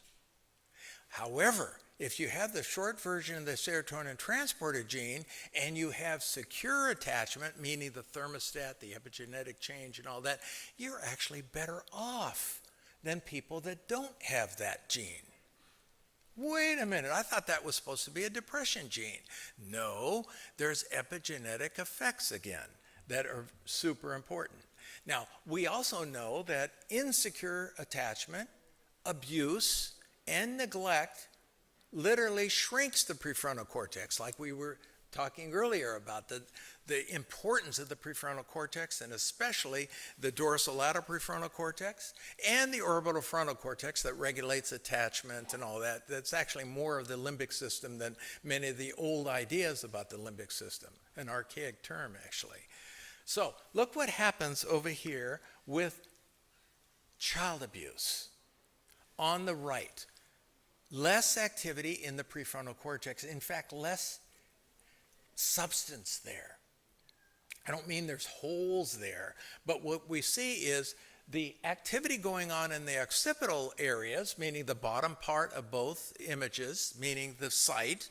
Both kids are seeing something, but the one on the right, the abused kid, doesn't know what to do with it.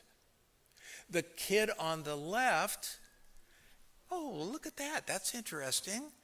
They have a lot of complex thought about it. So abuse, epigenetics, the mitos, they all have a interesting, complex interaction with one another, down-regulating our effect, our ability to navigate through the world. Now, one last thing about genes and chromosomes. You all know about telomeres, right? Everybody's talking about telomeres, many popular books about telomeres. These are non-coding parts of your DNA at the end of the chromosome that protect the chromosome from mutations. And as we age, the telomeres shrink as a biomarker for aging. Now look what happens with the size of the telomeres. Now the first thing that shrinkens telomeres is aging. You can't stop aging. Now, I was joking earlier that I'm 95 years old. Now you believe me that I'm really 24 years old. No, I'm kidding about that. Aging shrinks telomeres. But look what the other things that shrink telomeres: cardiovascular disease, smoking, obesity, which is the pandemic in the world today that I'm going to talk about in a few minutes. Type 2 diabetes, another pandemic that's a lifestyle disease in many ways. Social distancing, poor diet, no exercise, no good quality sleep. In other words, you get a good quality slow wave sleep in addition to your REM, and the other things that we do that make our lives more complicated, like alcohol and drugs. Okay, so how about chronic inflammation? What role does it play? It plays a huge role, a massive role, more than we're looking at right now. It's been the hottest area of psychology and psychiatry for 30 years, but hardly anybody's talking about it, increasingly more. And why is that so important? Because since 1995, we've been talking about sickness behavior. Sickness behavior. Now think about how you feel when you have the flu, or maybe even COVID. Do you feel peppy? Do you feel like going around and hanging around with your friends and having fun and all that? No, you feel like shutting down. That's an inflammatory process, right?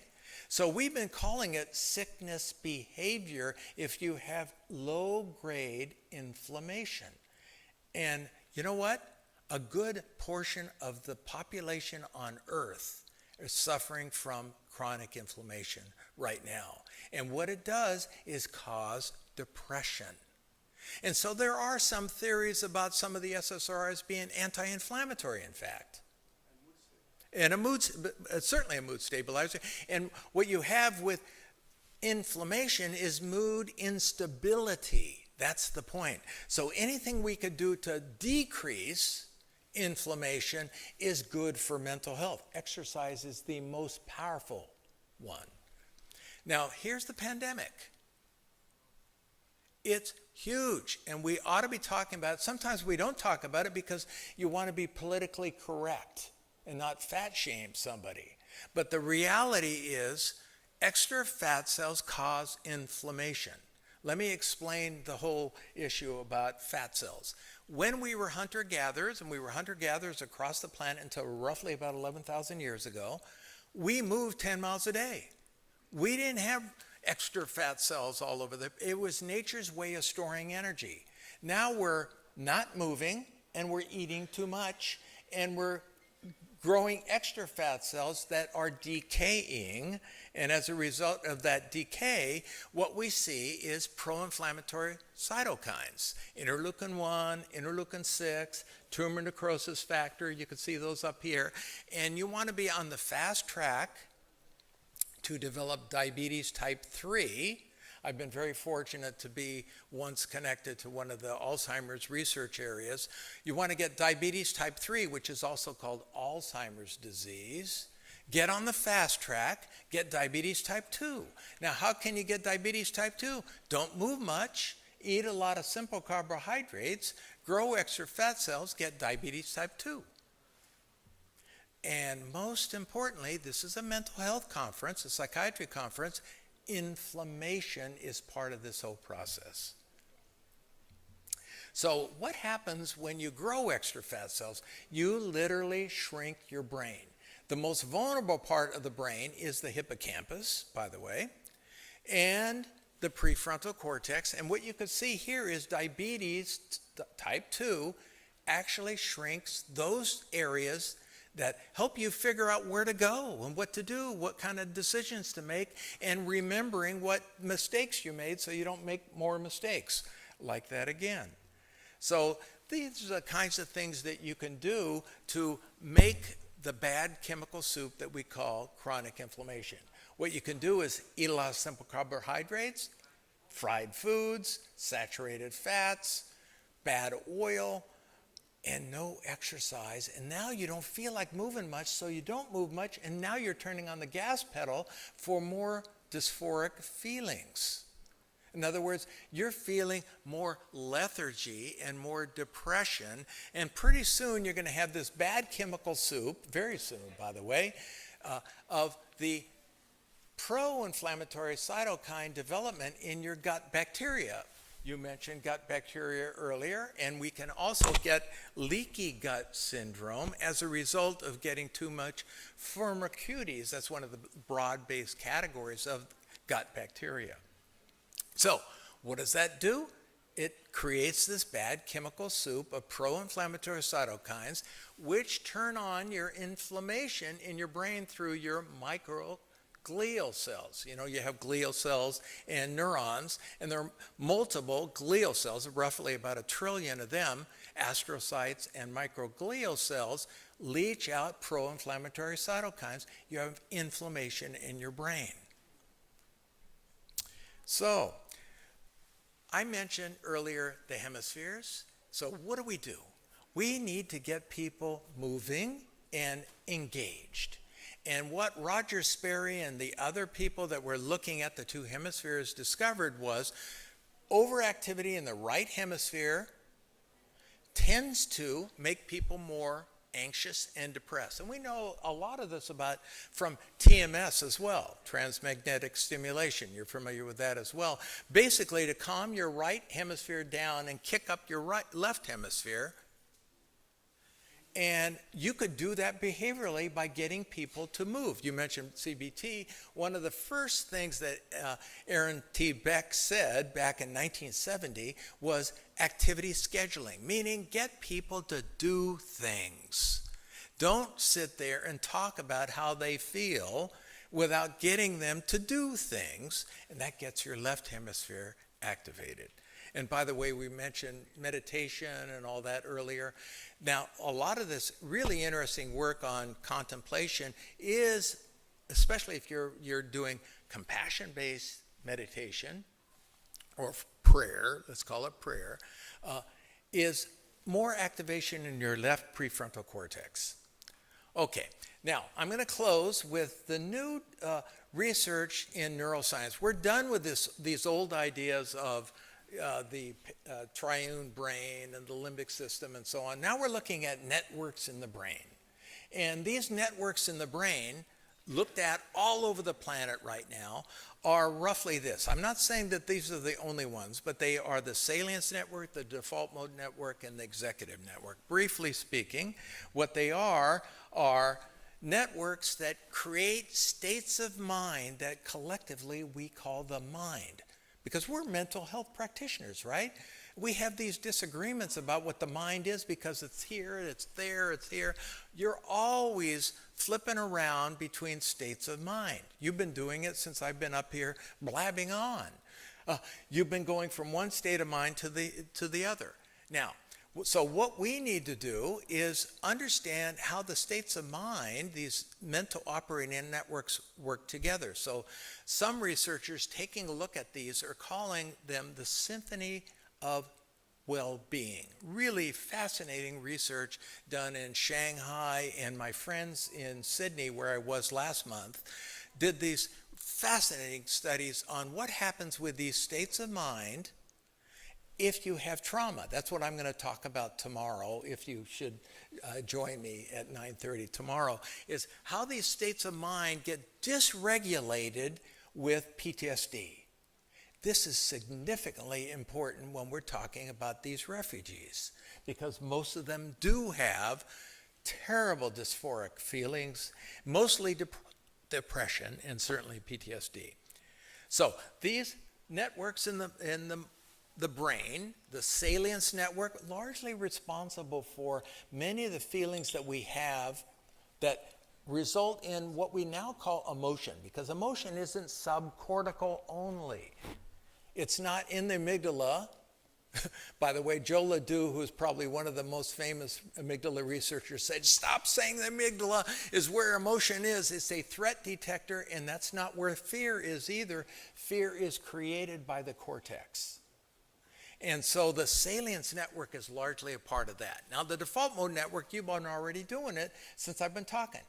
You spend 30% of your waking hours someplace else. thinking about other things, like, oh, I wonder what's for dinner. When's this guy going to stop talking? Maybe we're going to go have dinner soon. Or you're thinking about the past, or you're thinking about the future. You're not here, so to speak. But we do a lot of creative thinking there. Sometimes it's not good thinking, it's rumination. We also call that depression. So a lot of depression research is overactivity of the default mode network. Now, the executive network, harder to get going. The prefrontal cortex, especially the dorsolateral prefrontal cortex, roughly 20 to 30 seconds can you hold a thought without going to another thought. So the balance of these networks we call mental health, because these are the networks that create the states of mind that we call the mind. And what happens with people that are depressed is they do a lot of stinking thinking. They bemoan what happened to them in the past, and maybe a lot of terrible things happen, but they can't get over it. It happened 10 years ago, but they're still stuck on it. Their default mode network is in the past. They're not engaged in the future. And look where the executive network is. Not here now. So the balance of these networks is really a major frontier in neuroscience today. How this happens back and forth. There's a switching technique that takes place out of the salience network. When the default mode network, the executive network is not on. When the executive network is on, the default mode network is not on. There's an anti-correlation between them. Finally, let me note that a lot of very fascinating research on prayer and meditation focuses on these networks.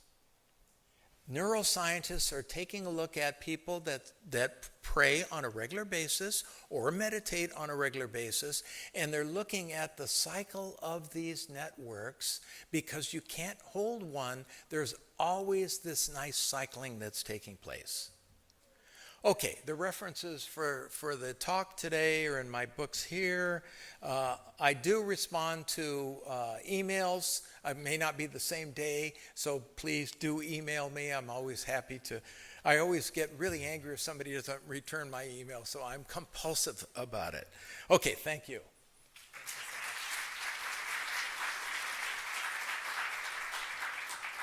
Thank you very much, Dr. Arden, for this insightful and thought-provoking presentation. I think it beautifully highlighted how the contemporary psychotherapy is evolving and how our understanding could improve our clinical practice. So for our audience, we apologize for taking any more questions because of the time restraint, and we will move to our next session. Thank you so much.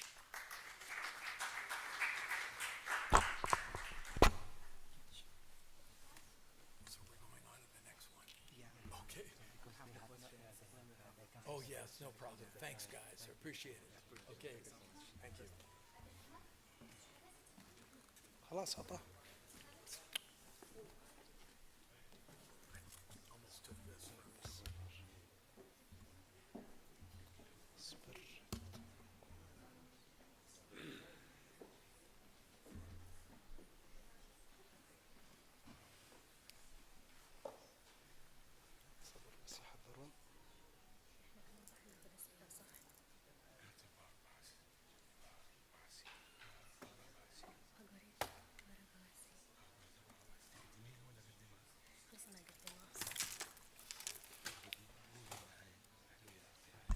الجميع حضر.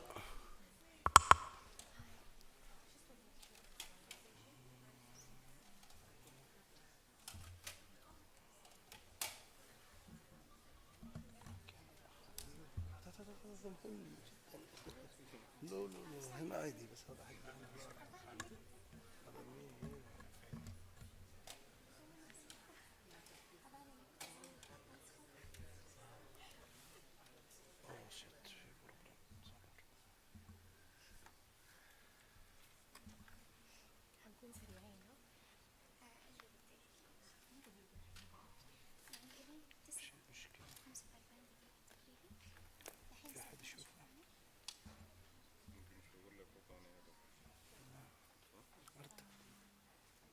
شوف الباوربوينت مشكلة ولا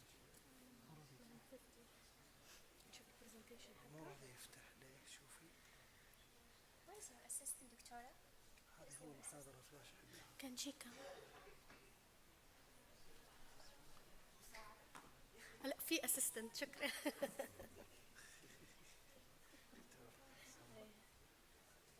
Please sit down till you finish.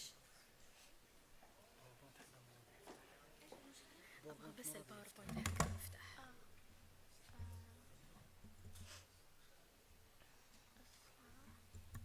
طب أرسل إيميل ولا إيش؟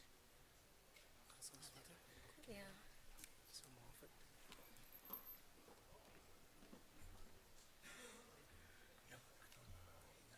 طيب أوكي. Okay. Good evening, everyone. It's our pleasure to announce Dr. Agota Barabasi.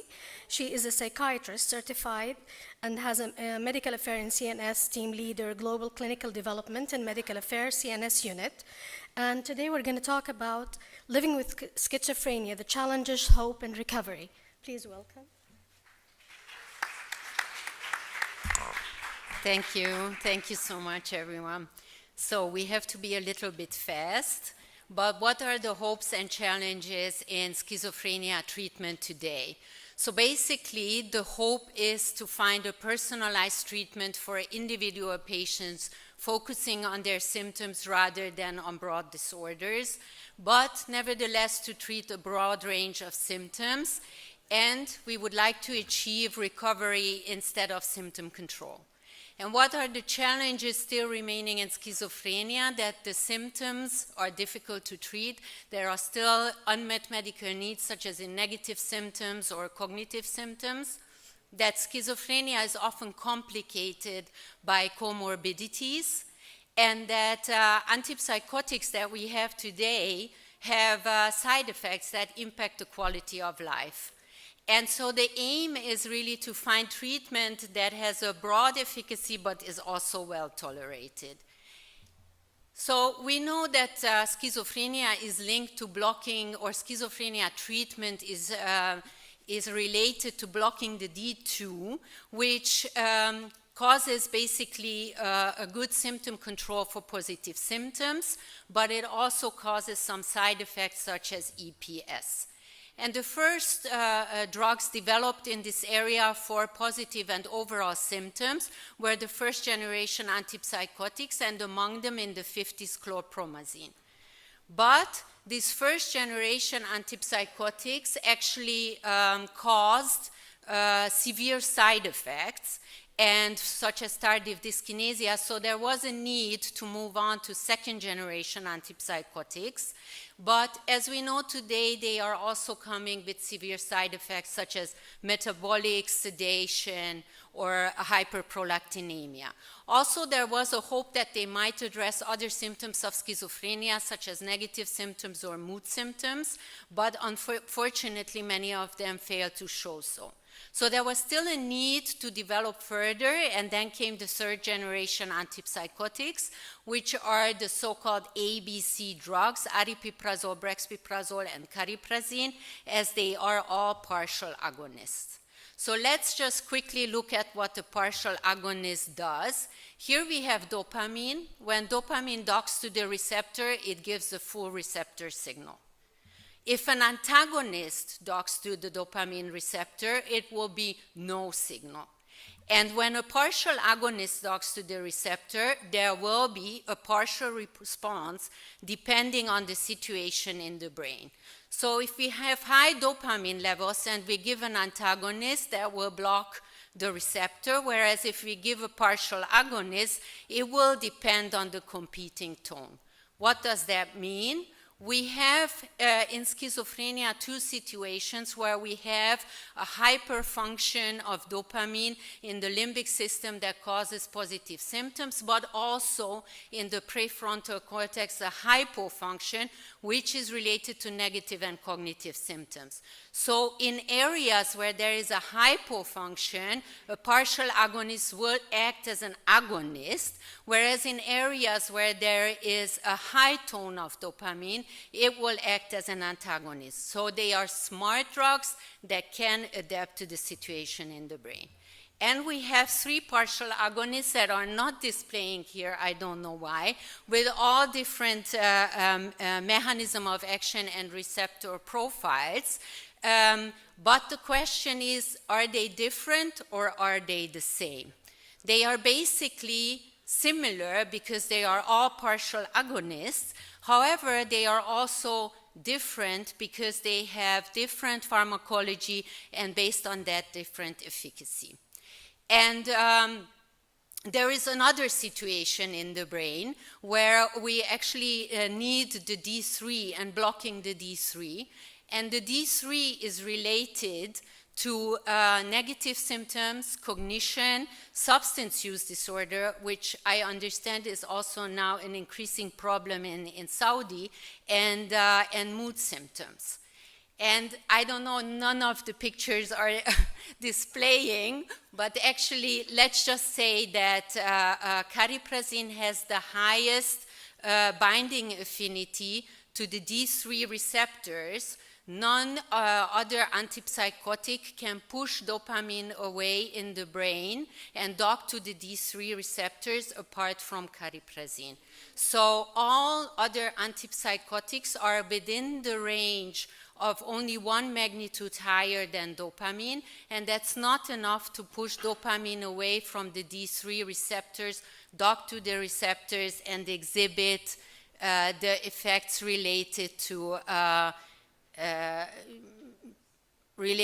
antipsychotic treatment. And I'm not sure what's happening here, but this is the last slide, and half of the lecture is not here. So, okay.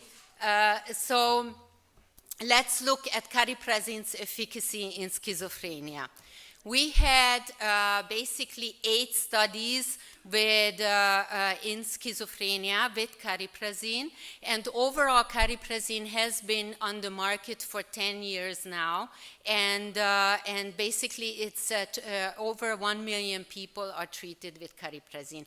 And from the clinical data and the real-world evidence, we can make assumptions on how it acts on symptoms of schizophrenia.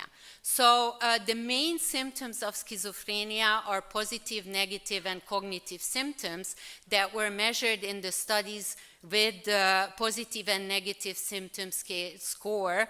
But there is also a lot of other symptoms of schizophrenia, such as hostility, self-harm, addiction, anxiety symptoms, and depression that can also be assessed partly with the SPANS and partly with some other scales. So we assessed all these symptoms of schizophrenia with cariprazine, and basically, okay, here we saw that there is an effect on positive symptoms of schizophrenia. Cariprazine is significantly better than placebo and some other antipsychotics in addressing overall symptoms of schizophrenia. What we see here is the efficacy on negative symptoms, to where we had patients with negative symptoms of schizophrenia being randomized to either cariprazine or risperidone, and we wanted to look at the overall effects of cariprazine on these symptoms. Sorry, but this is becoming so hard with the slides not displaying. Moving on to the comorbidity with, between schizophrenia and some substance use. And this is a very big problem everywhere, where patients have dual disorders with a mental disorder and a comorbid substance use disorder. And there was a real-world evidence study looking at how cariprazine can address symptoms of addiction. And this is a real-world evidence study from Spain showing us that actually patients with schizophrenia reacted to cariprazine with improving the symptoms of schizophrenia, but also improving the addiction symptoms basically in this comorbidity. So what patients reported is that they had less craving and less, they administered less drugs for themselves than others. And if we think of the image that I cannot show you about the symptoms of schizophrenia, we have basically the positive symptoms where the data shows that it's significantly better than placebo. A negative symptom study that shows data against risperidone, showing that cariprazine is significantly better than risperidone in addressing negative symptoms of schizophrenia. We have cognitive data showing that cariprazine is better in cognition than placebo on many items, such as short-term memory, but also some long-term memory items. And then on addiction, as we said, with this real-world evidence study also showing better efficacy. Never mind, this is just now what's happening. Moving on. No, it has lagged the entire presentation. Not moving on? There seems to have been just, can we have some, Okay. there's a problem with the slide itself. Okay. So, I wanted to show you actually also the data about safety. There was a big meta-analysis in Germany with comparing 32 antipsychotics, the second and third generation antipsychotics. And basically what this meta-analysis shown is that most second generation antipsychotics are comparable in efficacy, but they are totally different in aspects of safety, because there is things like metabolic syndrome, high blood pressure, hyperprolactinemia, akathisia, and so on. And what turns out is that basically third generation antipsychotics, so the partial agonists, are more effective in addressing these safety symptoms. So they are metabolically silent, they are called. They are prolactin sparing to where they don't cause hyperprolactinemia. And actually, if you have a patient, for example, on risperidone or olanzapine or paloperidone, depot, for example, and high prolactinemia develops, cariprazine and other partial agonists, if you give them, they can normalize the hyperprolactinemia, and basically with switching, but even as a concomitant medication can improve the situation. So basically what,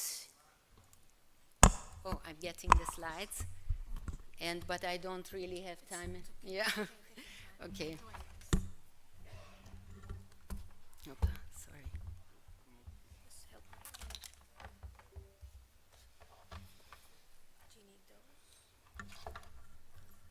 Oh, nice. No, I don't need. Okay. Thank you. So I'm not going to repeat everything again, of course.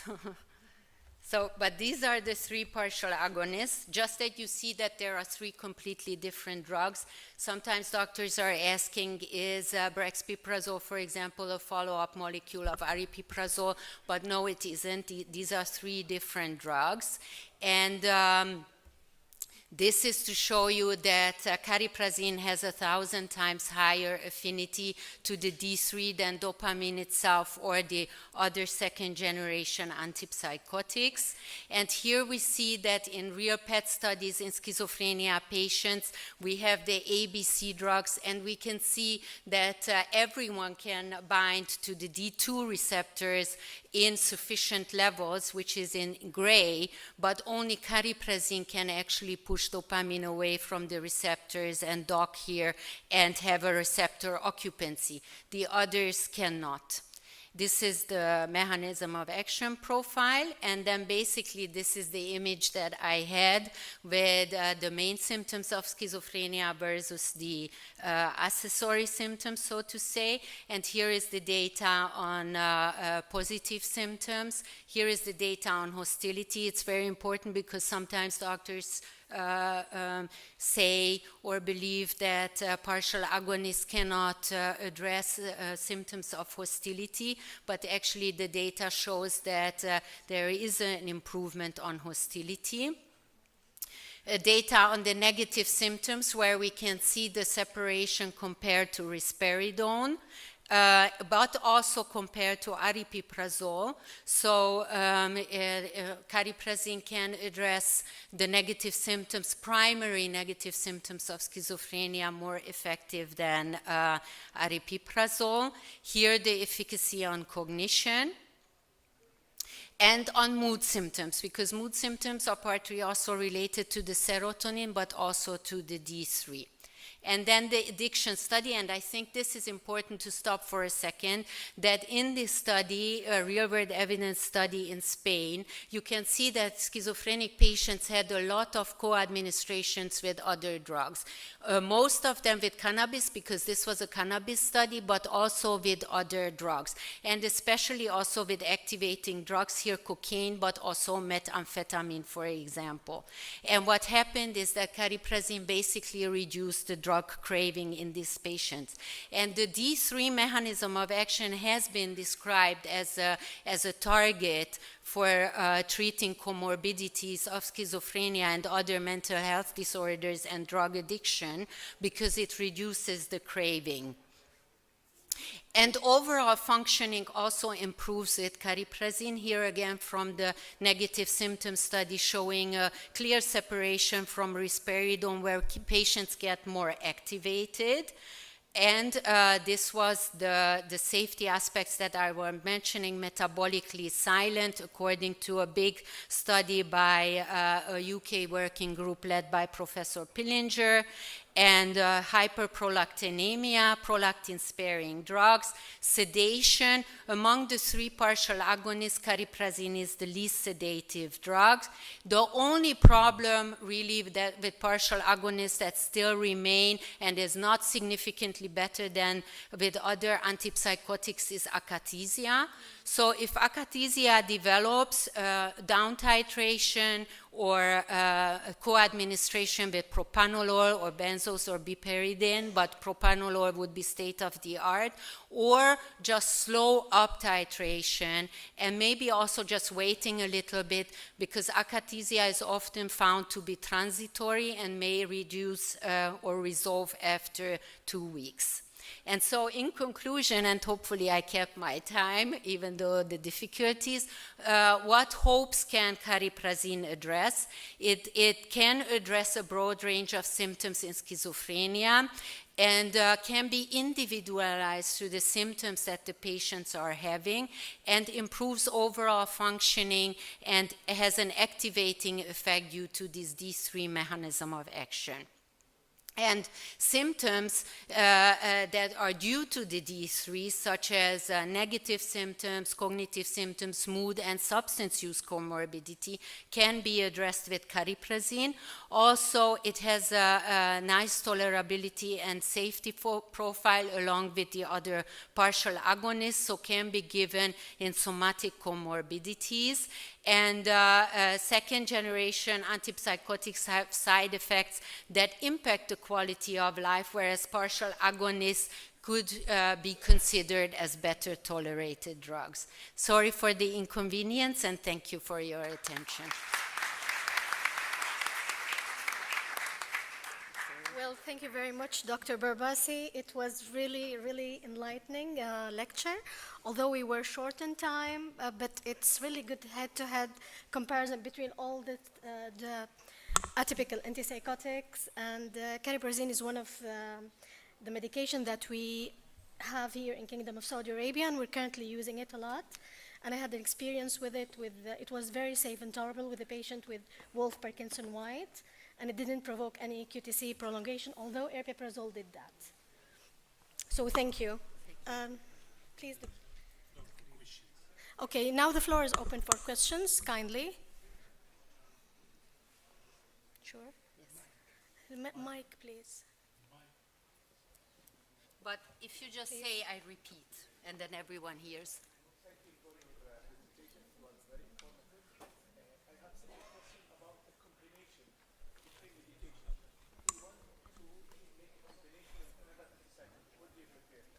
Yes. So the question is about combination and what to combine cariprazine with other antipsychotics. Thank you for this question. So basically, match made in heaven combinations would be with the penes. So olanzapine, quetiapine, or clozapine. And in fact, there has been a lot of real-world evidence where doctors are using this combination and trying to, address symptoms such as negative symptoms or reduce side effects with this combination, because then the dose can be reduced. So with the penes is a good combination where the mechanism of actions actually match nicely. Thank you.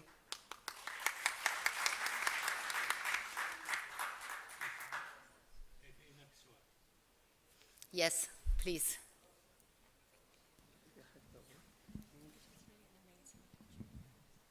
Oh, don't say that. Regarding the efficacy on the negative symptoms, Yes. is there any comparison to clozapine in terms of effectiveness on negative symptoms? So you're asking about the negative symptoms efficacy? Yeah. Yes.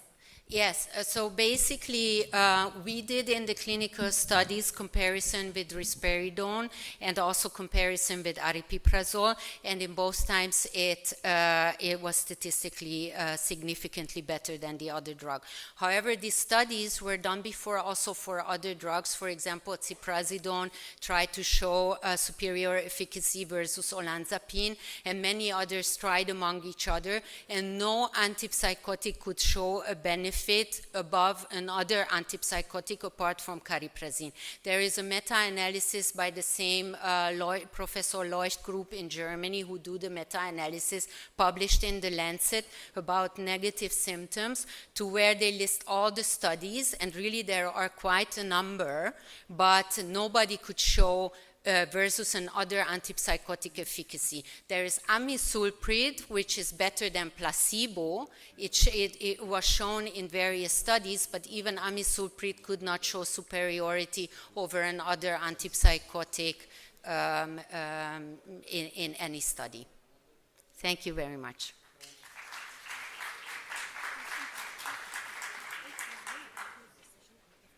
I think we are coming Yes, to the end. this lecture, and it's a pleasure that we have you tonight. And we are, in behalf of the conference committee, we give you this Thank you so much. certificate. And Thank you so much. Thank you, everyone.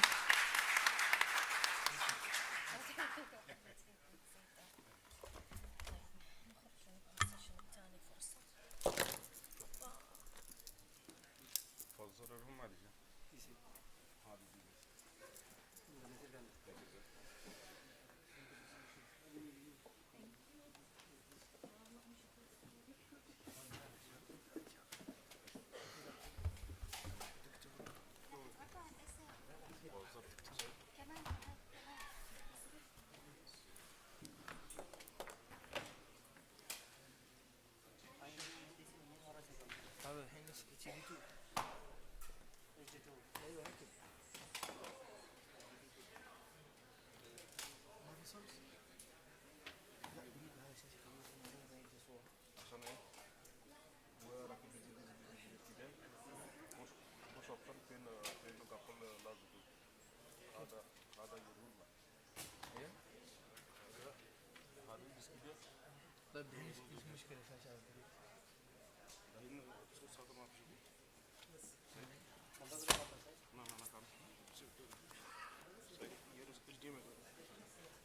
كان. ايش دي معلش. ضغط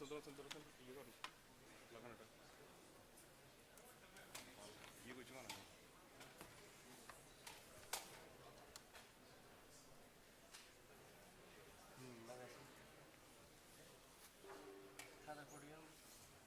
لابتوب بكره بكره كله خسر خربان اشتغل. شوف سوي اتش دي 1 لا اول سويته سيف اتش دي 2 ما في شغل كمان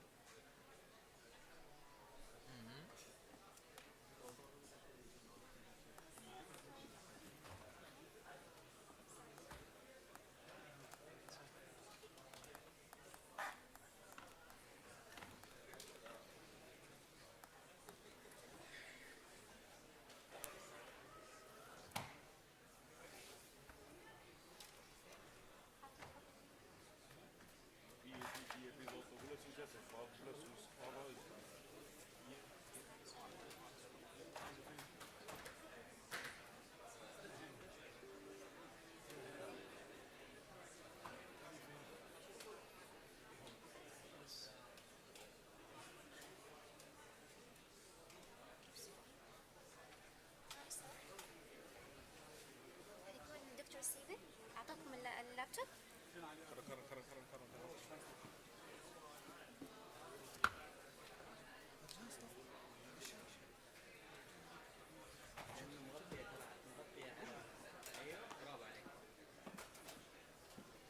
مشكلة انه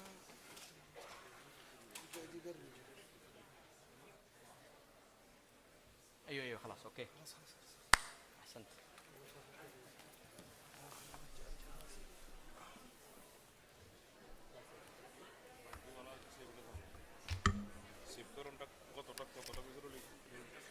شوف حبيبي هو دوز خلاص كله. طب دقيقة هذا سلك كيف؟ لا طفى. شوف عشان ما يطفي. شوف اي لازم يجي من تحت. اصبر لازم يخرجه. يجيب من تحت عشان ما ينكسر.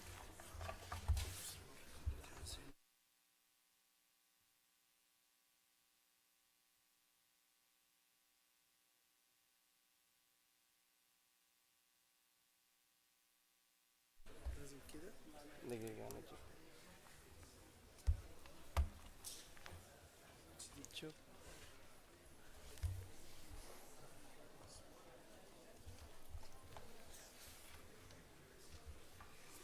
فوق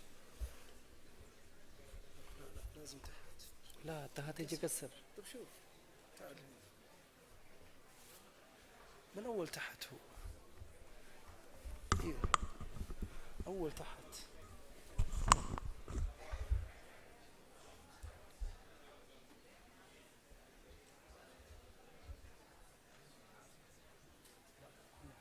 الحين بس شو اسمه لا بدنا نعرض البور شو اسمه الباركود بس.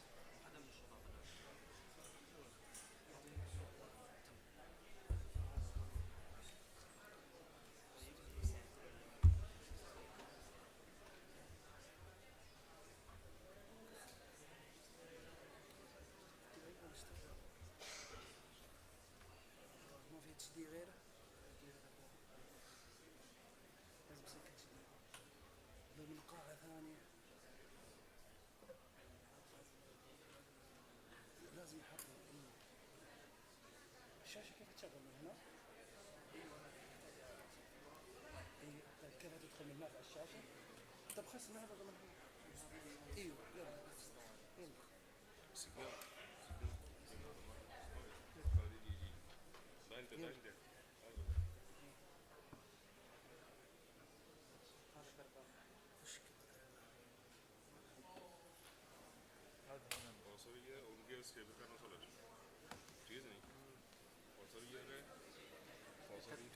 Laptop H D M आई दरकार आसले basically H D M आई मांगे लैपटॉपटा मांगे ना जाना दरकार शुक्रिया नहीं किने सर मांगा ना इनका उन होटल तो नहीं है उनको लगता है कि नहीं आ रही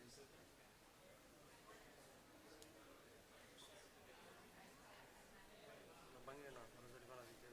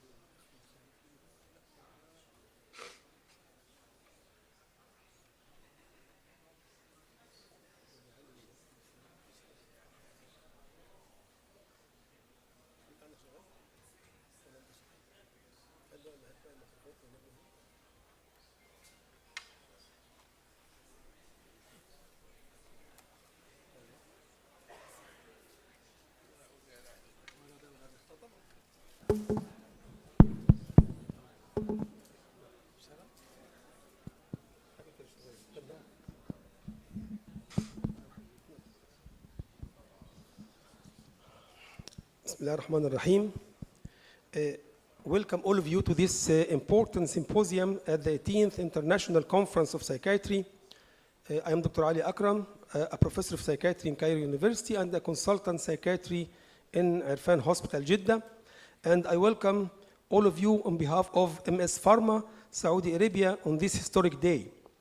Today we witness together a pivotal movements in the history of psychiatry in Saudi Arabia and the Gulf states.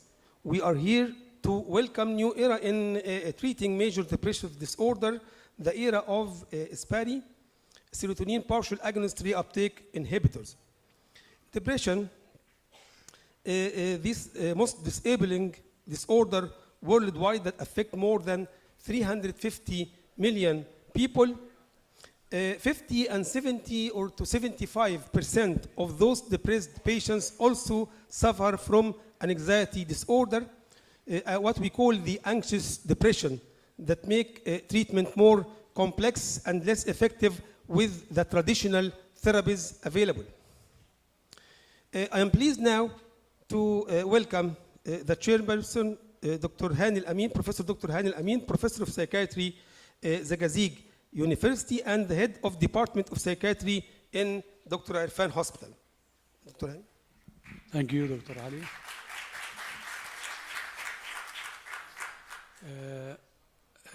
اليوم احنا اول حاجه ان احنا بنحتفل بريفوليوشن ان شاء الله جديد في السايكوفارماكولوجي ميديكيشن جديد. احنا من الثمانينيات واحنا ما زلنا ان احنا في الاس اس ار ايز، وكنا بنامل ظهور دراج جديد يضيف للمجال السايكاتري ويعمل اضافه ان شاء الله في الماركت. فالدراج الجديد ده احنا مشكلتنا الاساسيه اللي كلنا بنعاني منها موضوع الافيكاسي، الاكشن، الفاست اكشن.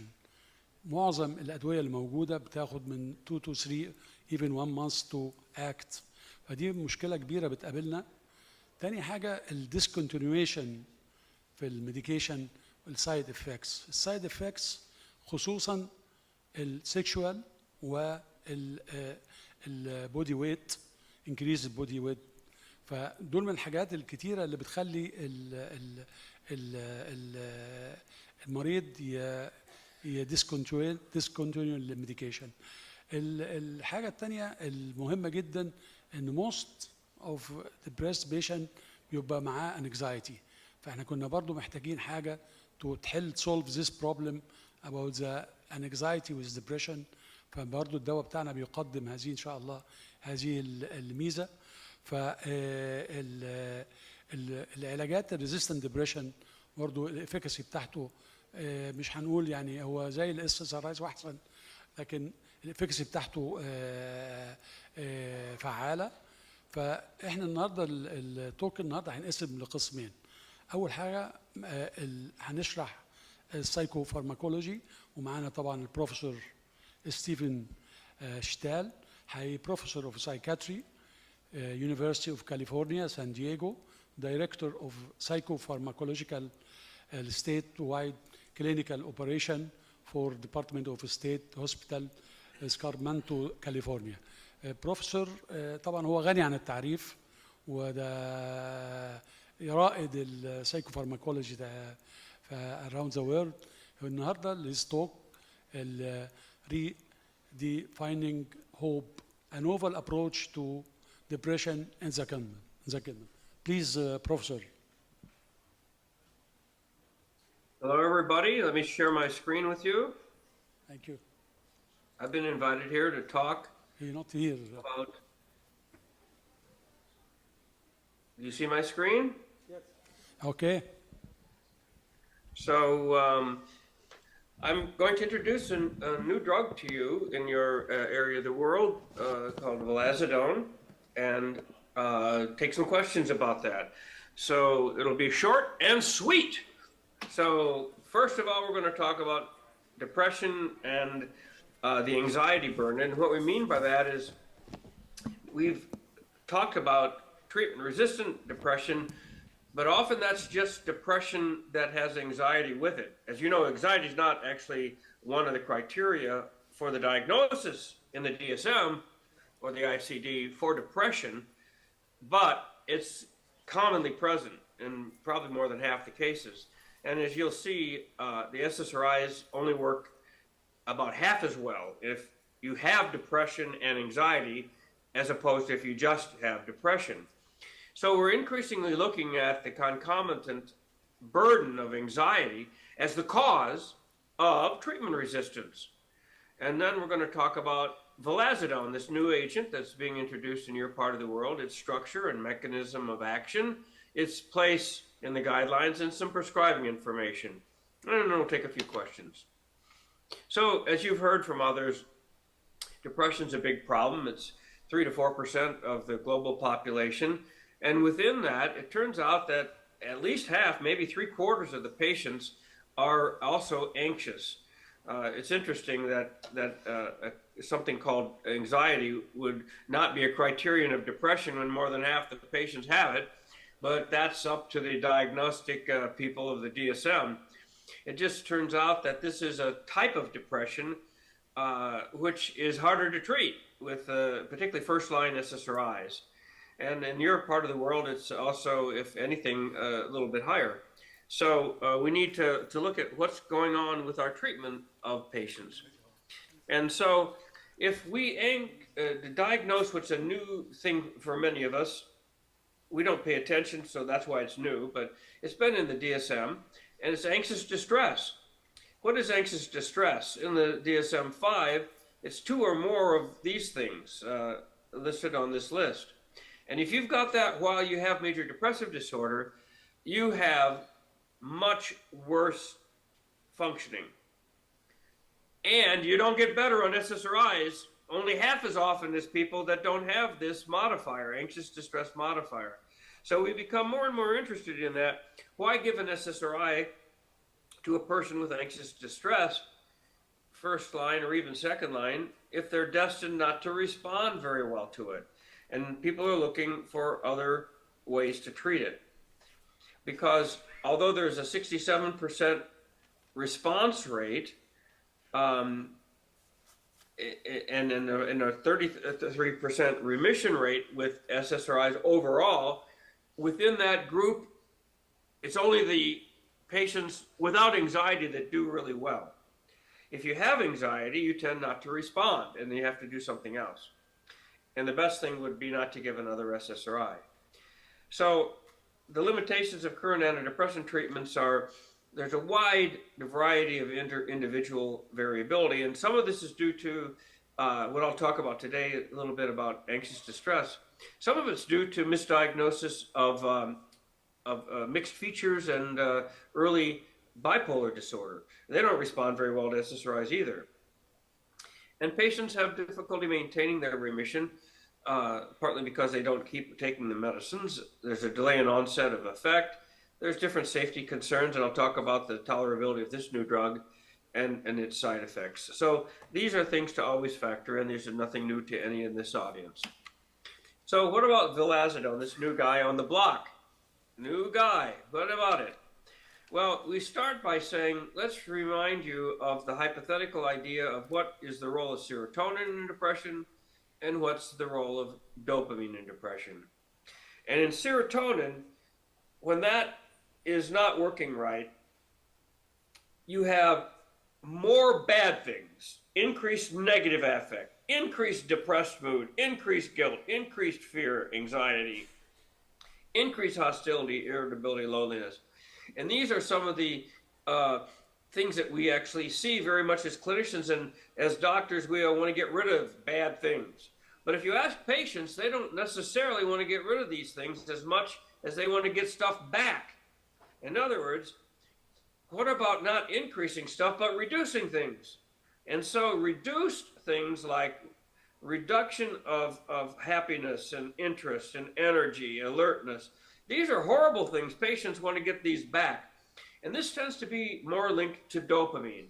And so a drug that has both actions on serotonin and on dopamine would be good. And I'm going to show you that this new drug, vilazodone, has that. The SSRIs, of course, work only over here on the right-hand side. There are very few drugs that work on dopamine. Bupropion is one of them. But this drug, actually I'll show you, works on both. So if we look at the role of serotonin and dopamine in anxiety, serotonin is thought to have the more prominent role. But if you deconstruct anxiety into its two components, there's a fear component and a worry component. And the fear component is over here in an amygdala-centered circuit.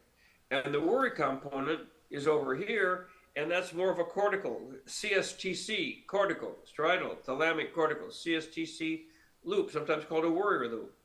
And different neurotransmitters are involved in modulating, this circuit. And that circuit certainly is involved with serotonin and norepinephrine, particularly on the fear side. And on the cortical side, you've got dopamine involved as well.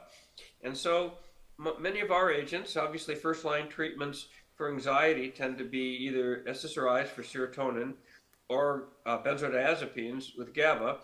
These days, we're trying to avoid chronic use of benzodiazepines and use them more intermittently and to find other things for chronic treatment.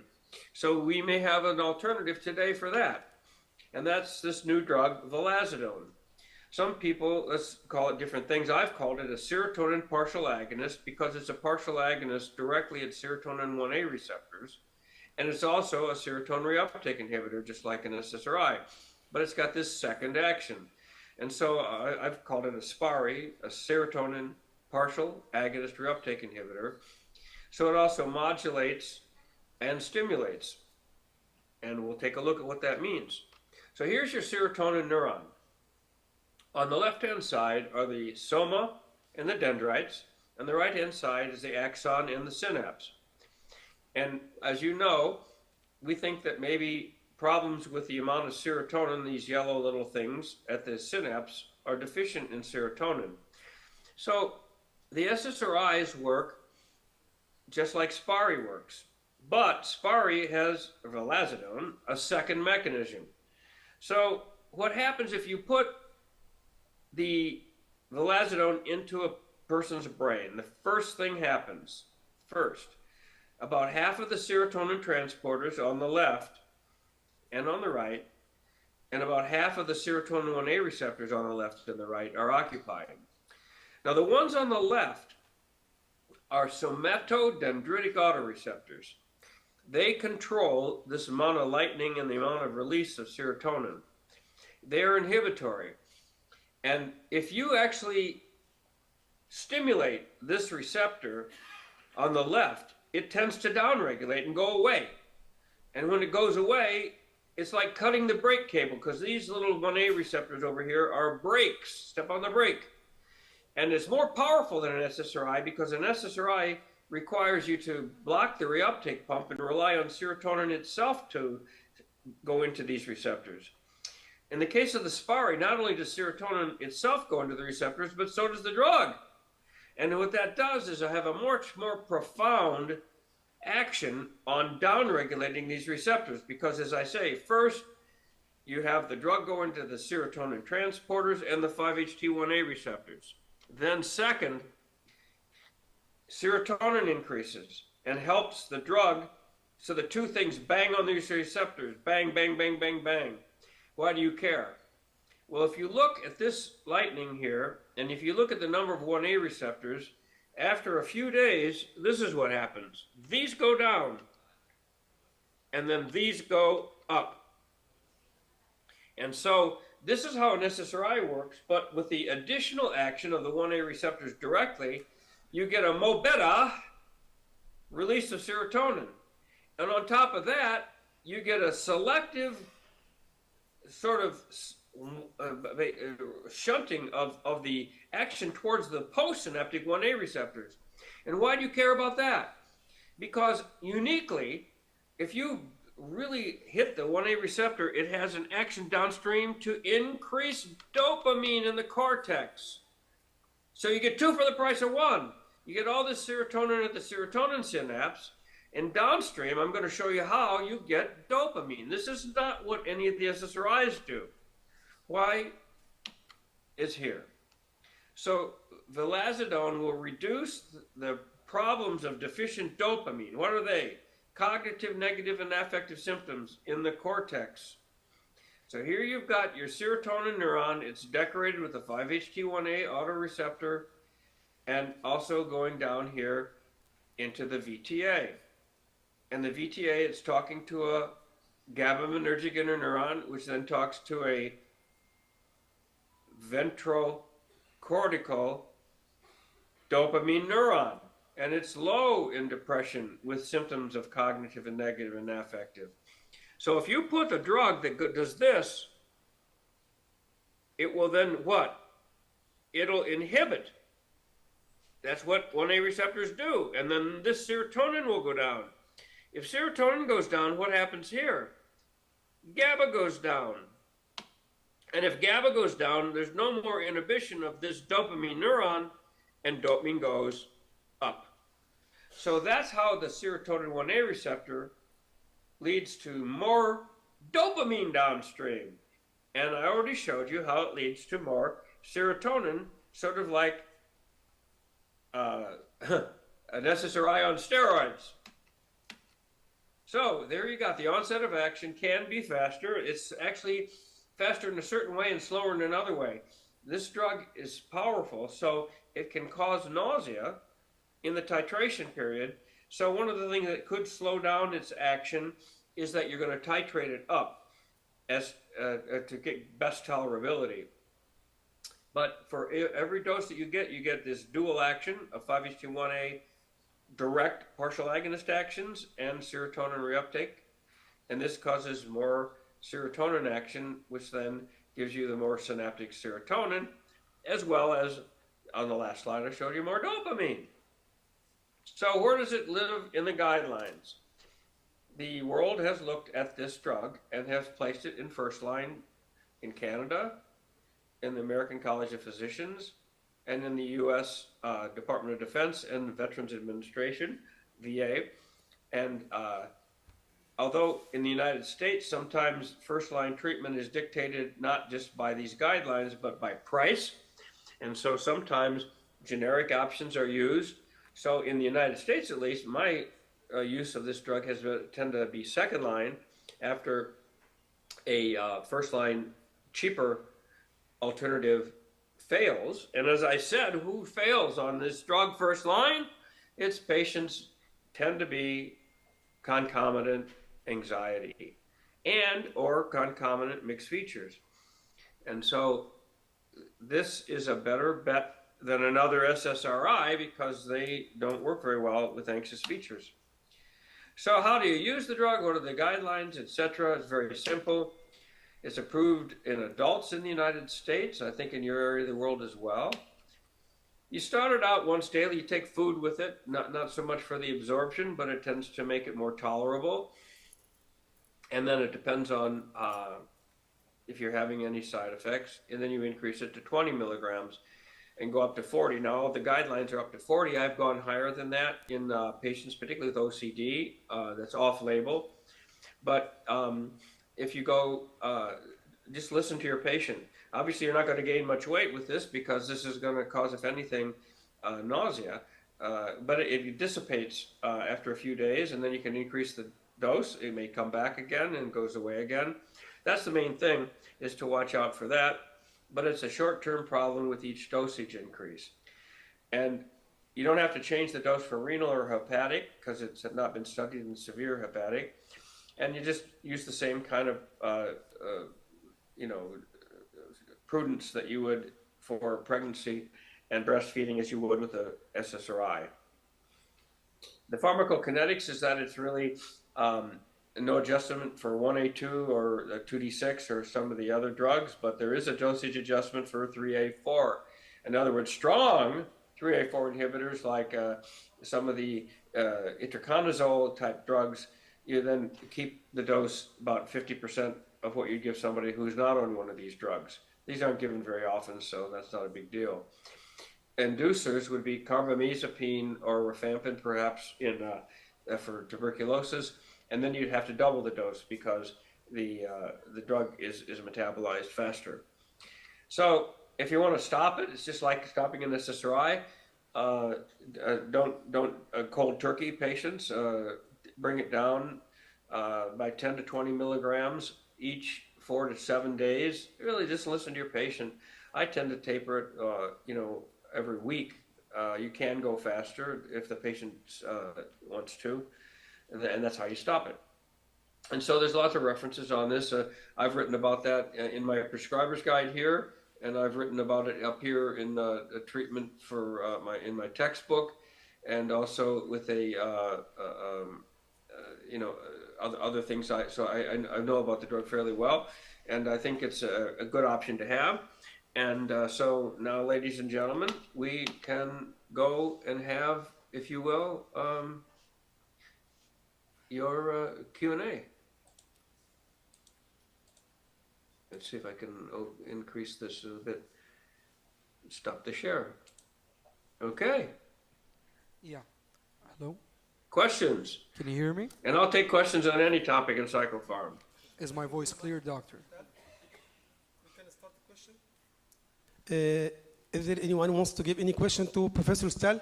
If you allow me, I can ask you a question, Professor Stahl. We are talking about vilazodone.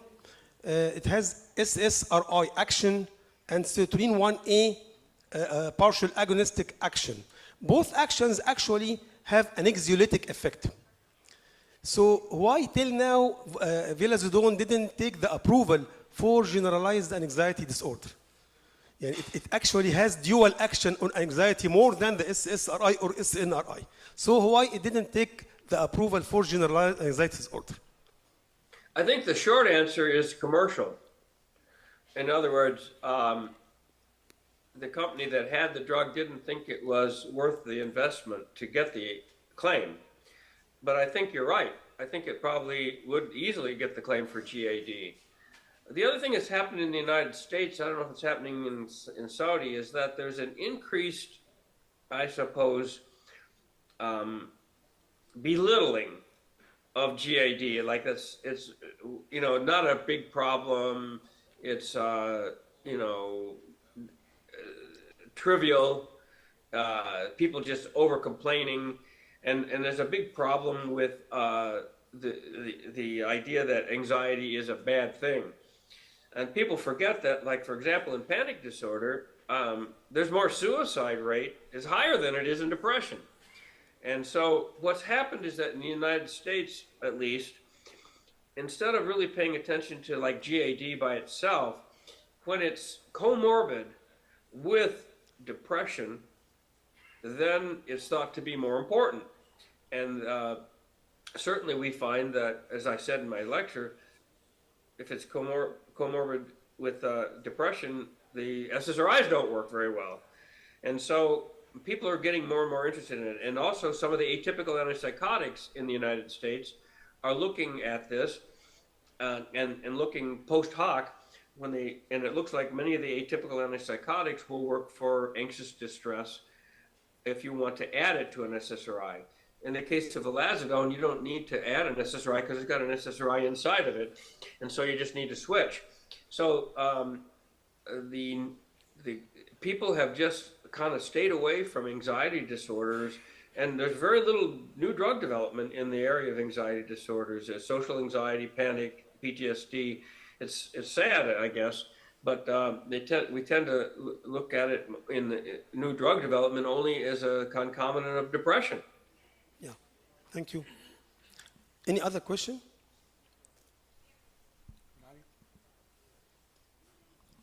Hello, Professor Stahl, can you hear me? I don't think he can hear me. You can tell me, you tell him. Okay, so my question is two parts. First of all, what is the difference between vilazodone and vortioxetine? Because I believe they have the same mechanism of action. Second part is Professor Stahl is fairly famous for his pearls and his essentials of psychopharmacology. So what would be Professor Stahl's pearls in relation to vilazodone? Thank you. You want to know what is the difference between vilazodone and vortioxetine? Vortioxetine, correct. Yes. And my second part is the pearls relating to vilazodone. Yeah. Okay, thank you. He's asking about the difference between vilazodone and vortioxetine, if we want to differentiate between the two molecules. Vortioxetine? The differentiation between vortioxetine and vilazodone.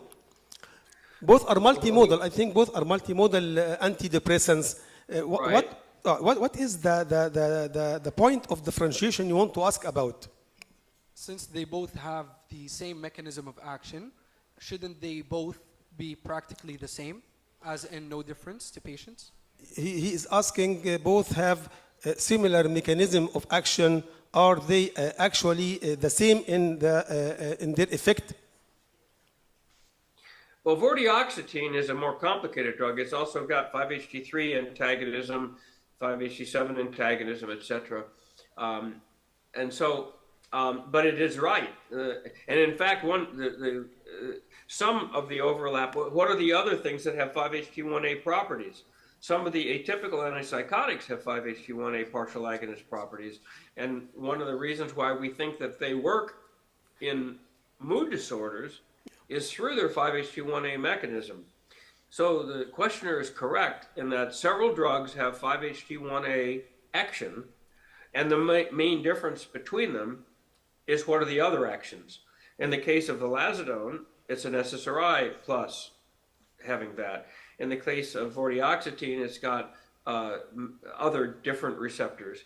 In the case of atypical antipsychotics, they've got other different receptors.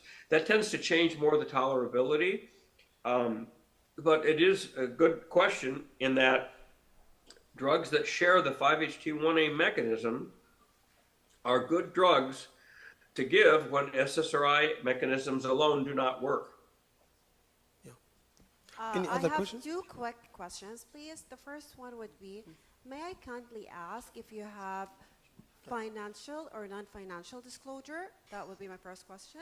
My second question would be, how, as a clinician, I can maintain my integrity if we're collaborating with pharmaceutical companies when we're prescribing medications. So is there a safeguard or an advice? How can we do this without being biased as clinician? Thank you. أنا ما سمعتش. Okay, the 2 parts. The first part, do we have any financial or non-financial disclosure for the presentation? Financial or non-financial disclosure? Yes. Yeah. Do we have that? Do you have any financial or non-financial disclosure, Professor Stahl? This is the first question. I'm getting an honorarium for this talk. I have no other relationship. Okay, my second question, as a clinician, it's really hard for us with the pharmaceutical company. Do you have any advice? How do we proceed? Because there is lack of trust toward clinician and pharmaceutical company. What would his advice be? Question is that you want how to proceed with. Can you hear me now? Yeah. Okay. Yeah. The question is, okay, and if it's missed, it's missed, خلاص.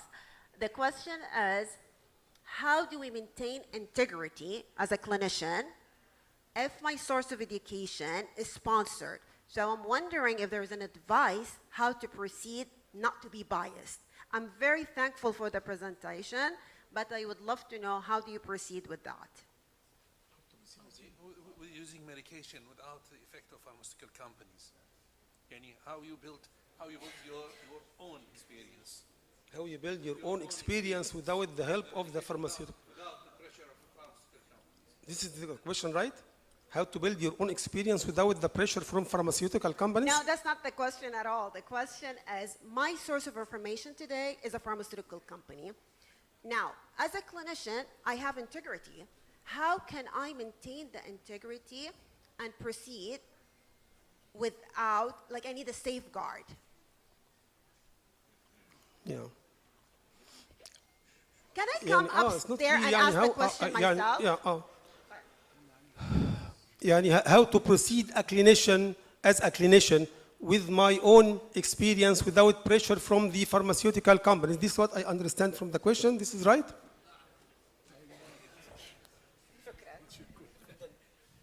Thank you so much, Dr. Satal, for the presentation. My question was, with the sponsored lecture, as a clinician, how can I maintain my integrity? Like, do you have a safeguard that how can we practice? Because physicians are being crucified right and left over the issue with the pharmaceutical company relationships. So how would you proceed with that and maintaining the trust and the trust of our patients? Thank you so much. Well, it is something that's a problem in terms of both perception and reality. The best thing to do is to understand the differentiation on the basis of the data and on the mechanism.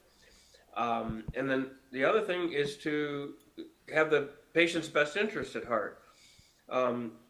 There are 2 classes of drugs in the world, one that is expensive and branded, and one that's inexpensive and unbranded.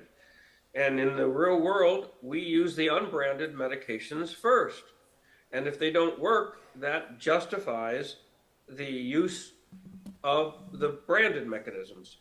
And so I I encourage people to get some experience with that so that they understand, you know, where the patient's best interests lie. The patient's best interests lie in getting better. And if you use an expensive drug when a cheap drug would work better, then you should use the cheap drug. But I'm not sure what the pricing is in your country. And so it's good for you to be aware of that. I'm not aware of that, but you should always be aware that the patient's best interests can be best handled by your own judgment when you weigh the cost and the benefit from the various medications. It is true the newer medications work differently, and they tend to be more expensive. And so if you fail a less expensive medication, that justifies using a more expensive medication. Does that help? Thank you very much, Professor Schell. Yeah, it is our pleasure to hear from you today. Thank you very much. Thank you, Mr. Ben. Second, thank you very much. Now we shall start a second lecture. Dr. Mazen Mohammed Abu Al-Hija has experience, long experience to use in our medication, Velazidone. He is talk today about a new era in serotonergic modulation. Please, Doctor.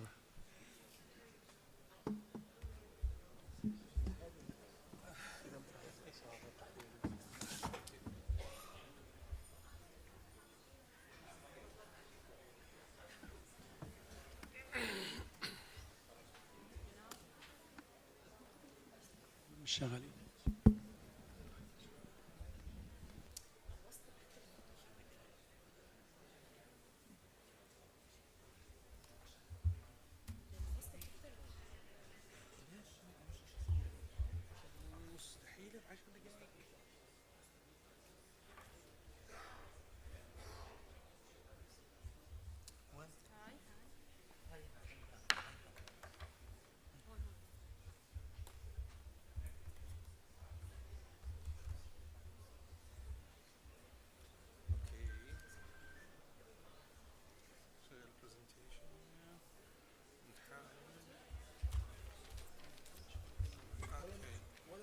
I will do my best,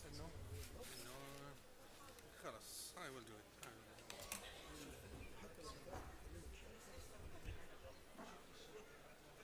مو شغال هذا؟ اوكي.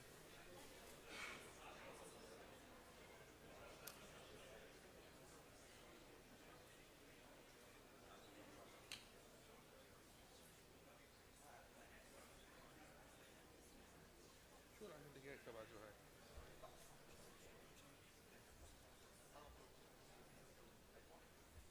لا لا هذا بس مستحيل 10 دقائق.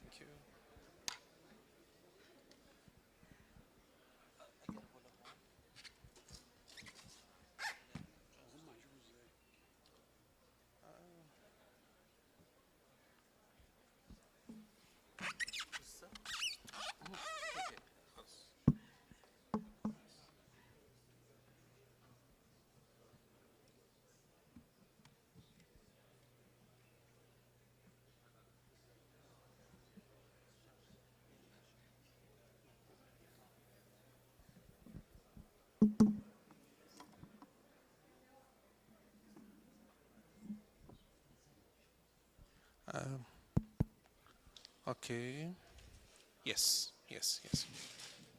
خلاص اشتغل. لا انا مش هستعمل بوينتر. نو واي لا خلاص بستعمل هاي من هون. Good evening everybody. I'm so happy to meet a group of old friends and colleagues in work. I used to work with them a few years ago before I go back to Jordan. And we have been told that we don't have much time to talk about vilazodone, especially for this is the last session. So I try to go through the major slides very quickly because you have suffered all this day hearing the lectures. First of all, we all know that depression is a leading disabling disorder all over the world, and we are expecting to have the depression as the first disabling disorder within the next 5 or 6 years. So considering the treatment of depression gained great importance in the field of psychiatry because depression until now with all the advances in the antidepressants still did not show the enough percentage of improvement in cases of depression.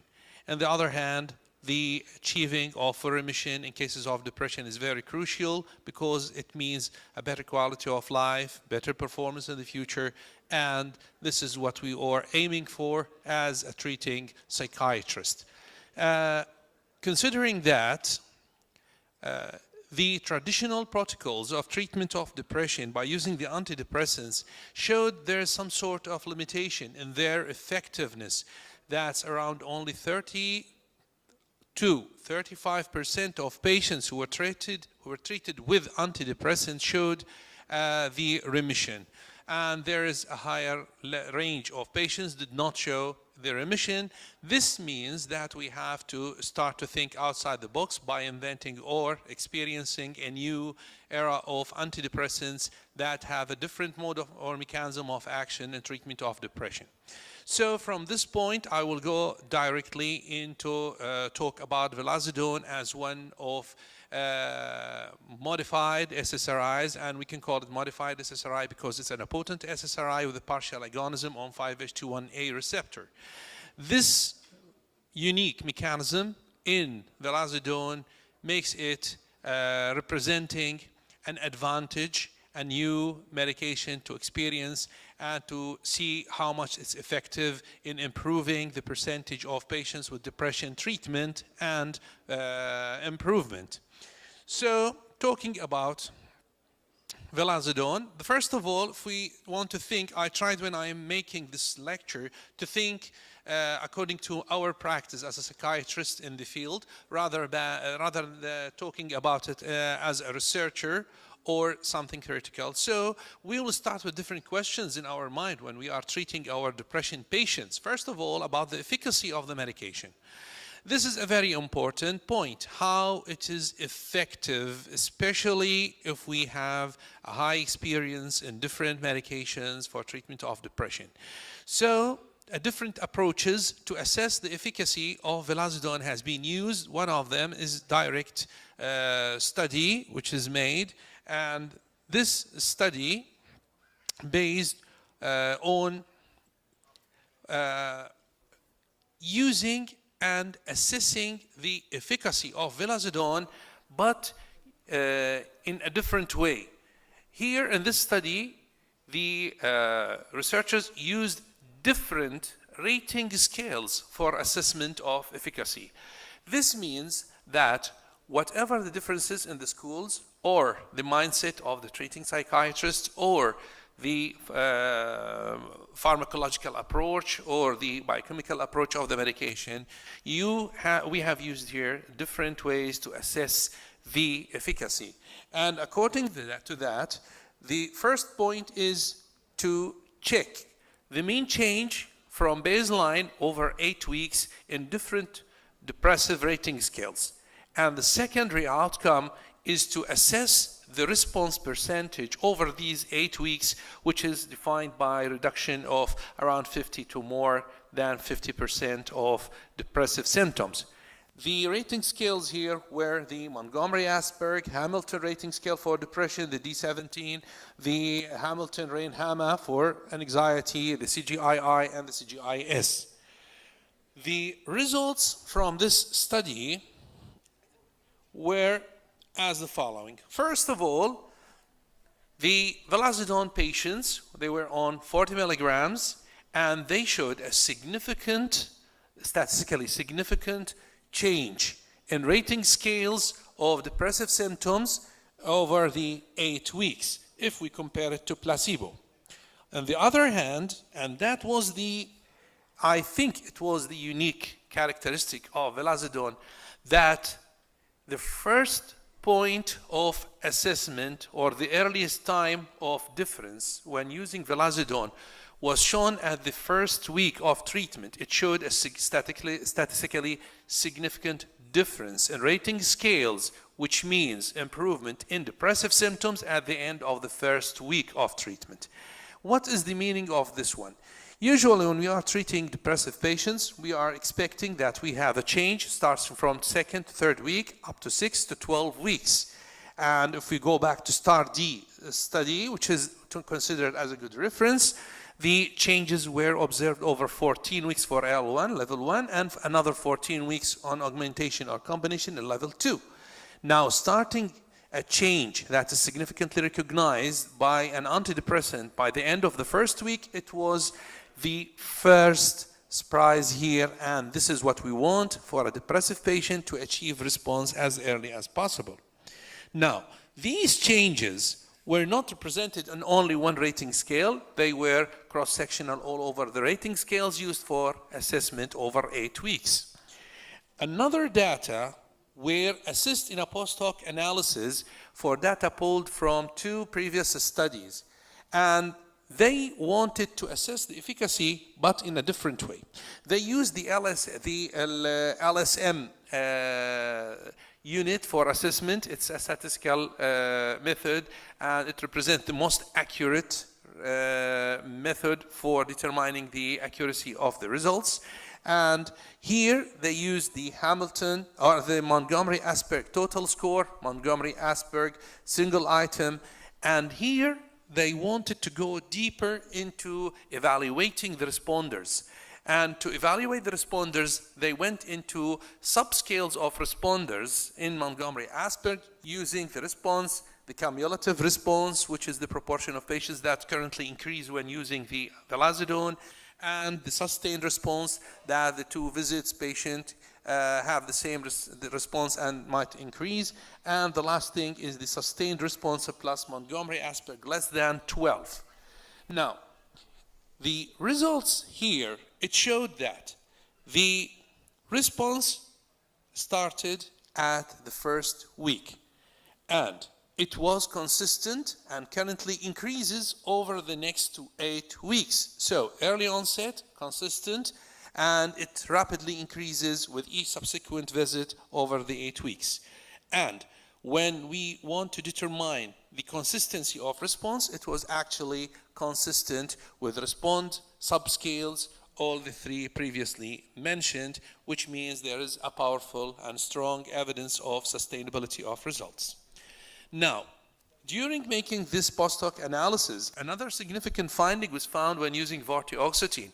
We all know that treatment of depression is a task and a challenge, but the problem is that around 50% of patients with depression treated, they show response, but only 30% will show remission.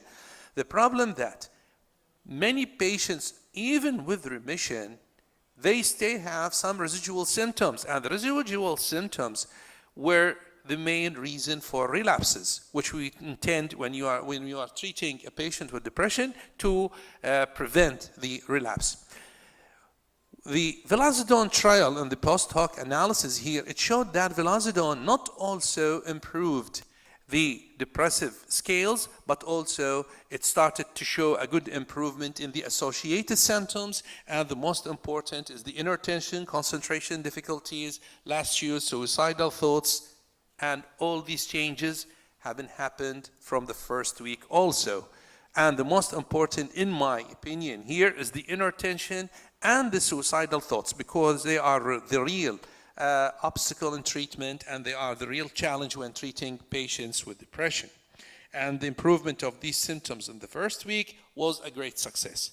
Now, considering the suicidality, we all know that suicidal thoughts and suicidal behaviors are the great risk when treating patients, especially when we are initiating an antidepressant, or sometimes when we are dose titrating, or during the discontinuation of treatment. Now, as soon as possible, we can handle these symptoms.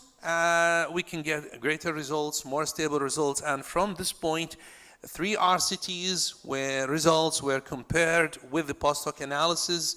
They all showed that there is a significant improvement in suicidality and suicidal thoughts in patients with depression treated with vilazodone from the first week. And this is considered very area of safety for the patient with such a medication. Now, on the other hand, the question is, okay, if we have a good response and sustainable response and progressive response within the first 8 weeks, how we can look to long duration?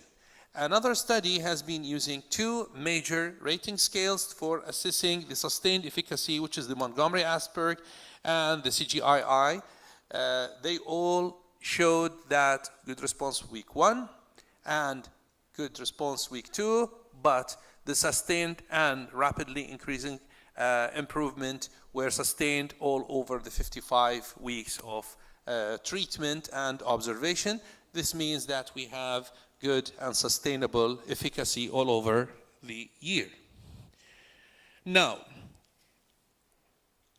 one of the important questions that might rise in our mind is vilazodone different, challenging, the other antidepressants we all familiar with? We know them, we use them for many years since it's already found in the market within 2011 till now.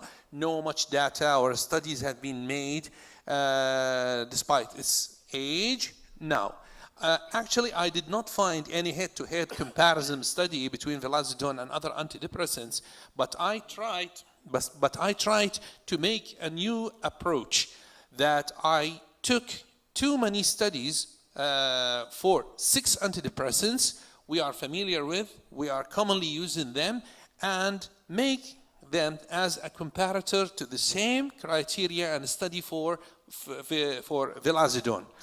Actually, this comparison focused on 2 points.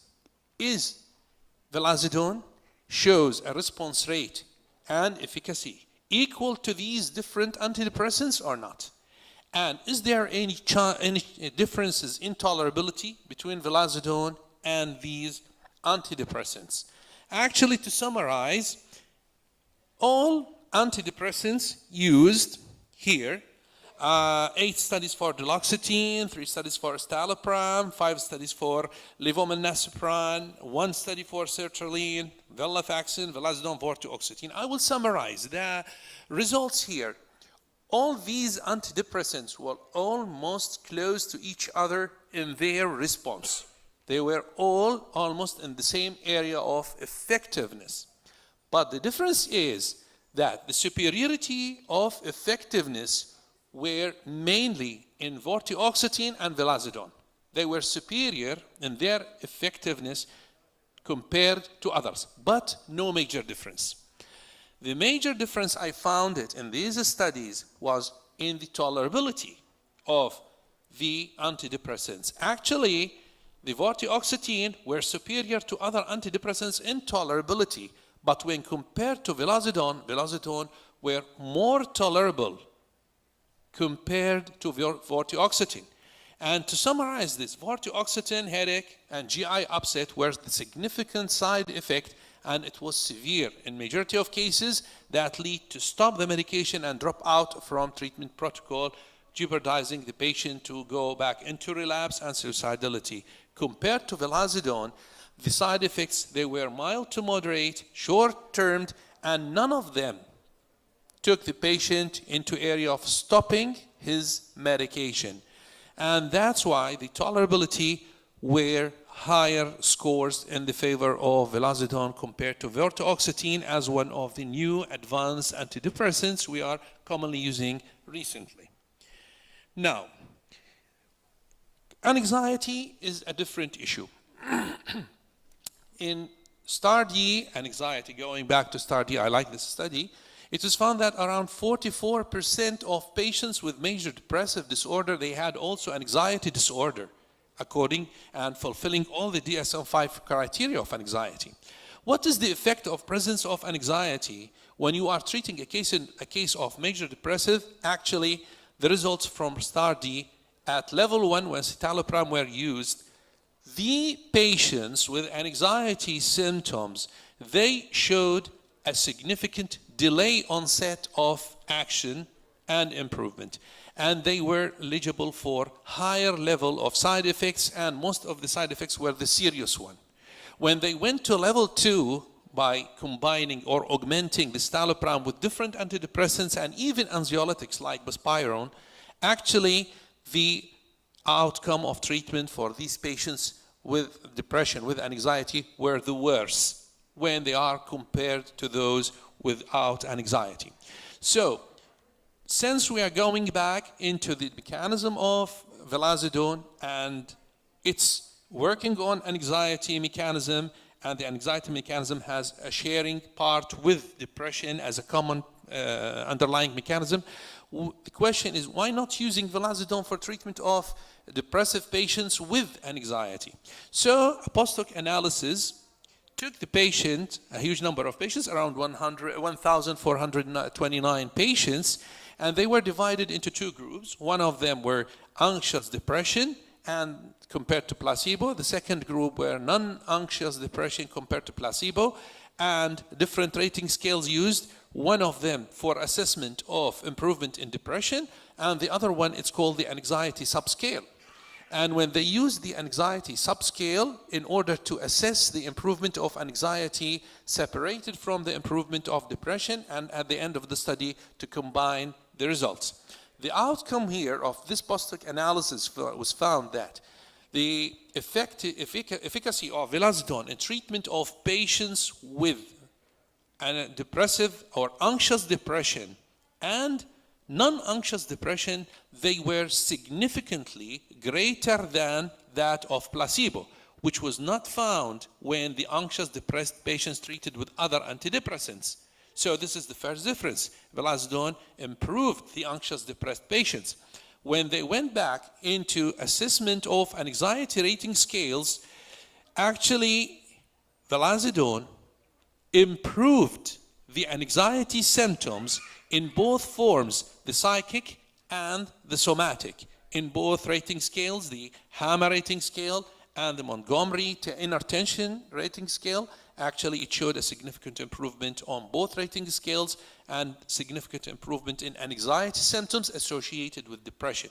So the patients who have anxiety associated with depression, the vilazodone was the preferred one with a significant improvement compared to other antidepressants and compared also to placebo in this study.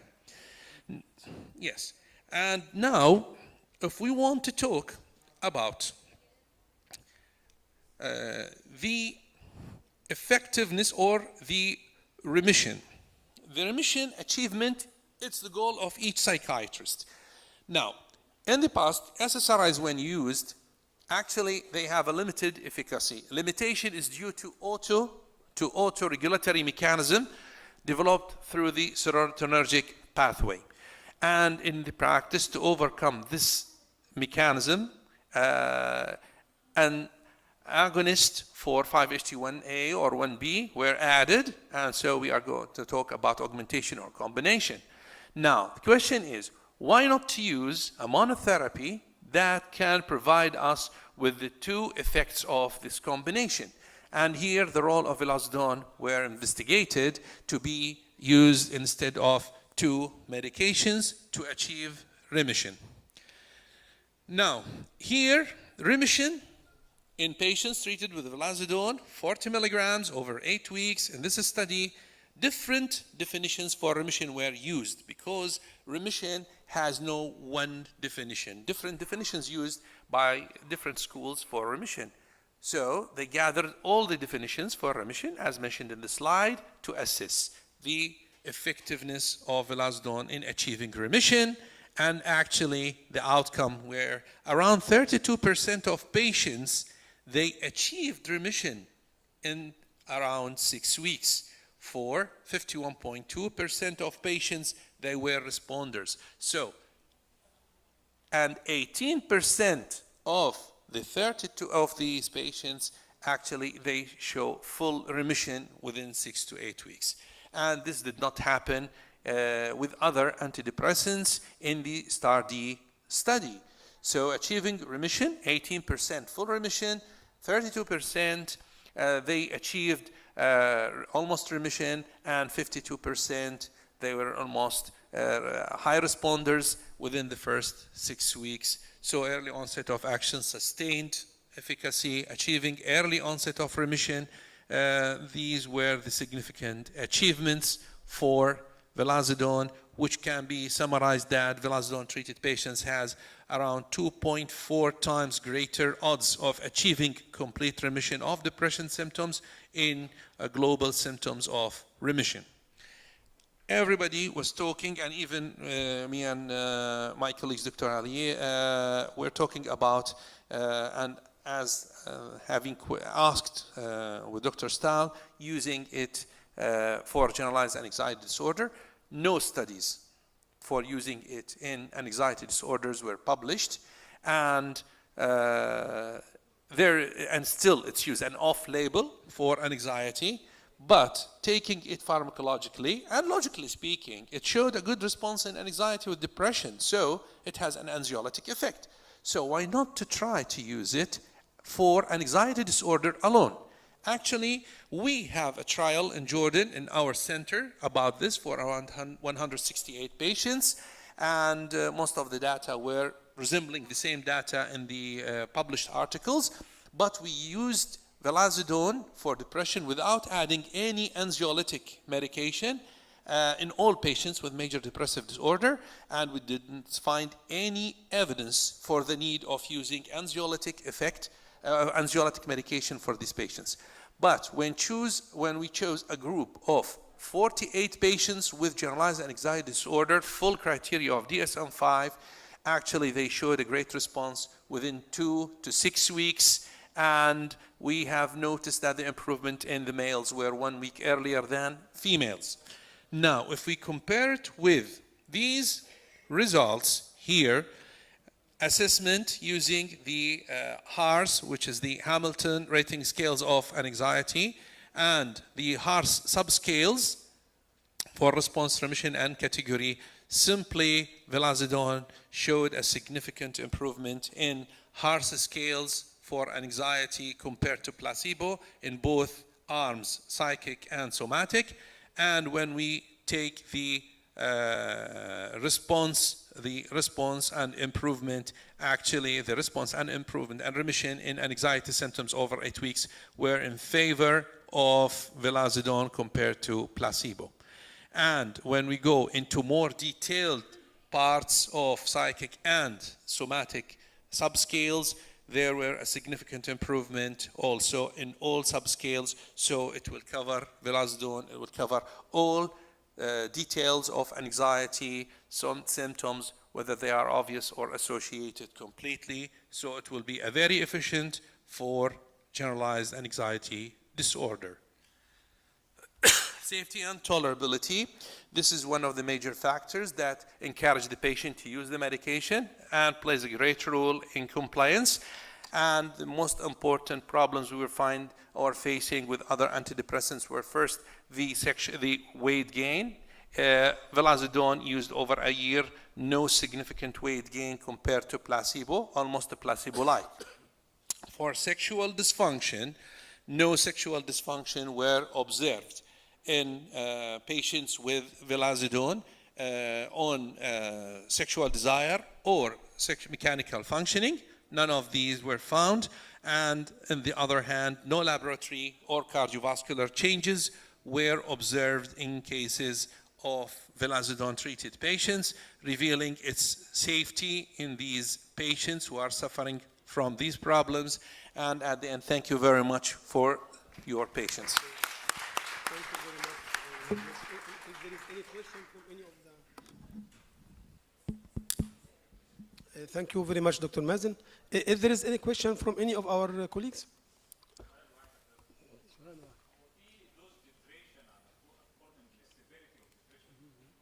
في dose titration according. لا dose titration for vilazodone, it's used for moderate to severe depression, and it's 10, 20, 40. Actually, most of the studies were on 20 to 40, but the effective dose in all the trials were 40 milligrams. In our experience, we have noticed that in some old age patients, were 68 years and above, from our study, they showed a great response on 20 milligrams. But still, when we are talking about the actual pharmaceutical protocol, it's 40 milligrams. But the titration is very rapid, 10, 20, 40 within 2 weeks. Thank you very much. Closure. MS Pharma is proud to introduce its molecule, the first SPARI in the kingdom. Actually, this gives fundamental changes in understanding depression treatment. What's new with the vilazodone before we close? Faster efficacy, the improvement within 1 week, fast-acting antidepressant, wider efficacy. It includes other types of difficult-to-treat depression like anxious depression and non-responsive depression, non-responsive to SSRI or SNRI. It's also another option or another hope. Greater safety profile regarding the sexual side effects and the weight gain, which is the most bothering side effects to the patients with depression. Better quality of life. So our target with the vilazodone will be the new patients. It's an excellent first choice to the new depressed patients. The non-responsive or resistant patients is also a good option. The patients who discontinued antidepressants due to side effects is another good option for vilazodone. The patient with anxious depression, it's the final good option to the vilazodone. Thank you very much.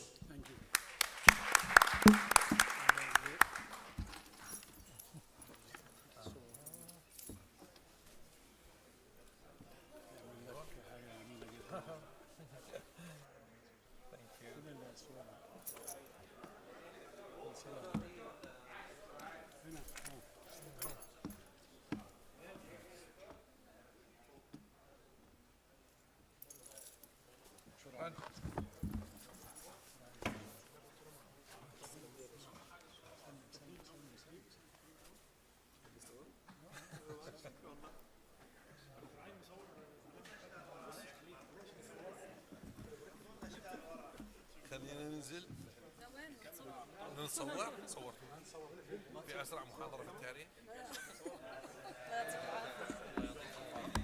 الله يعافيك. تعال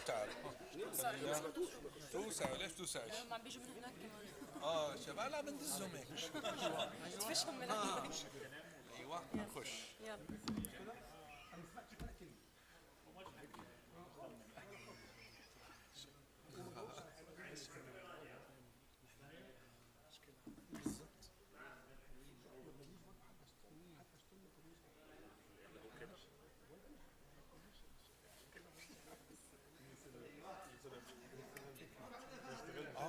أنا والله أنا هاي كنت خايف منها.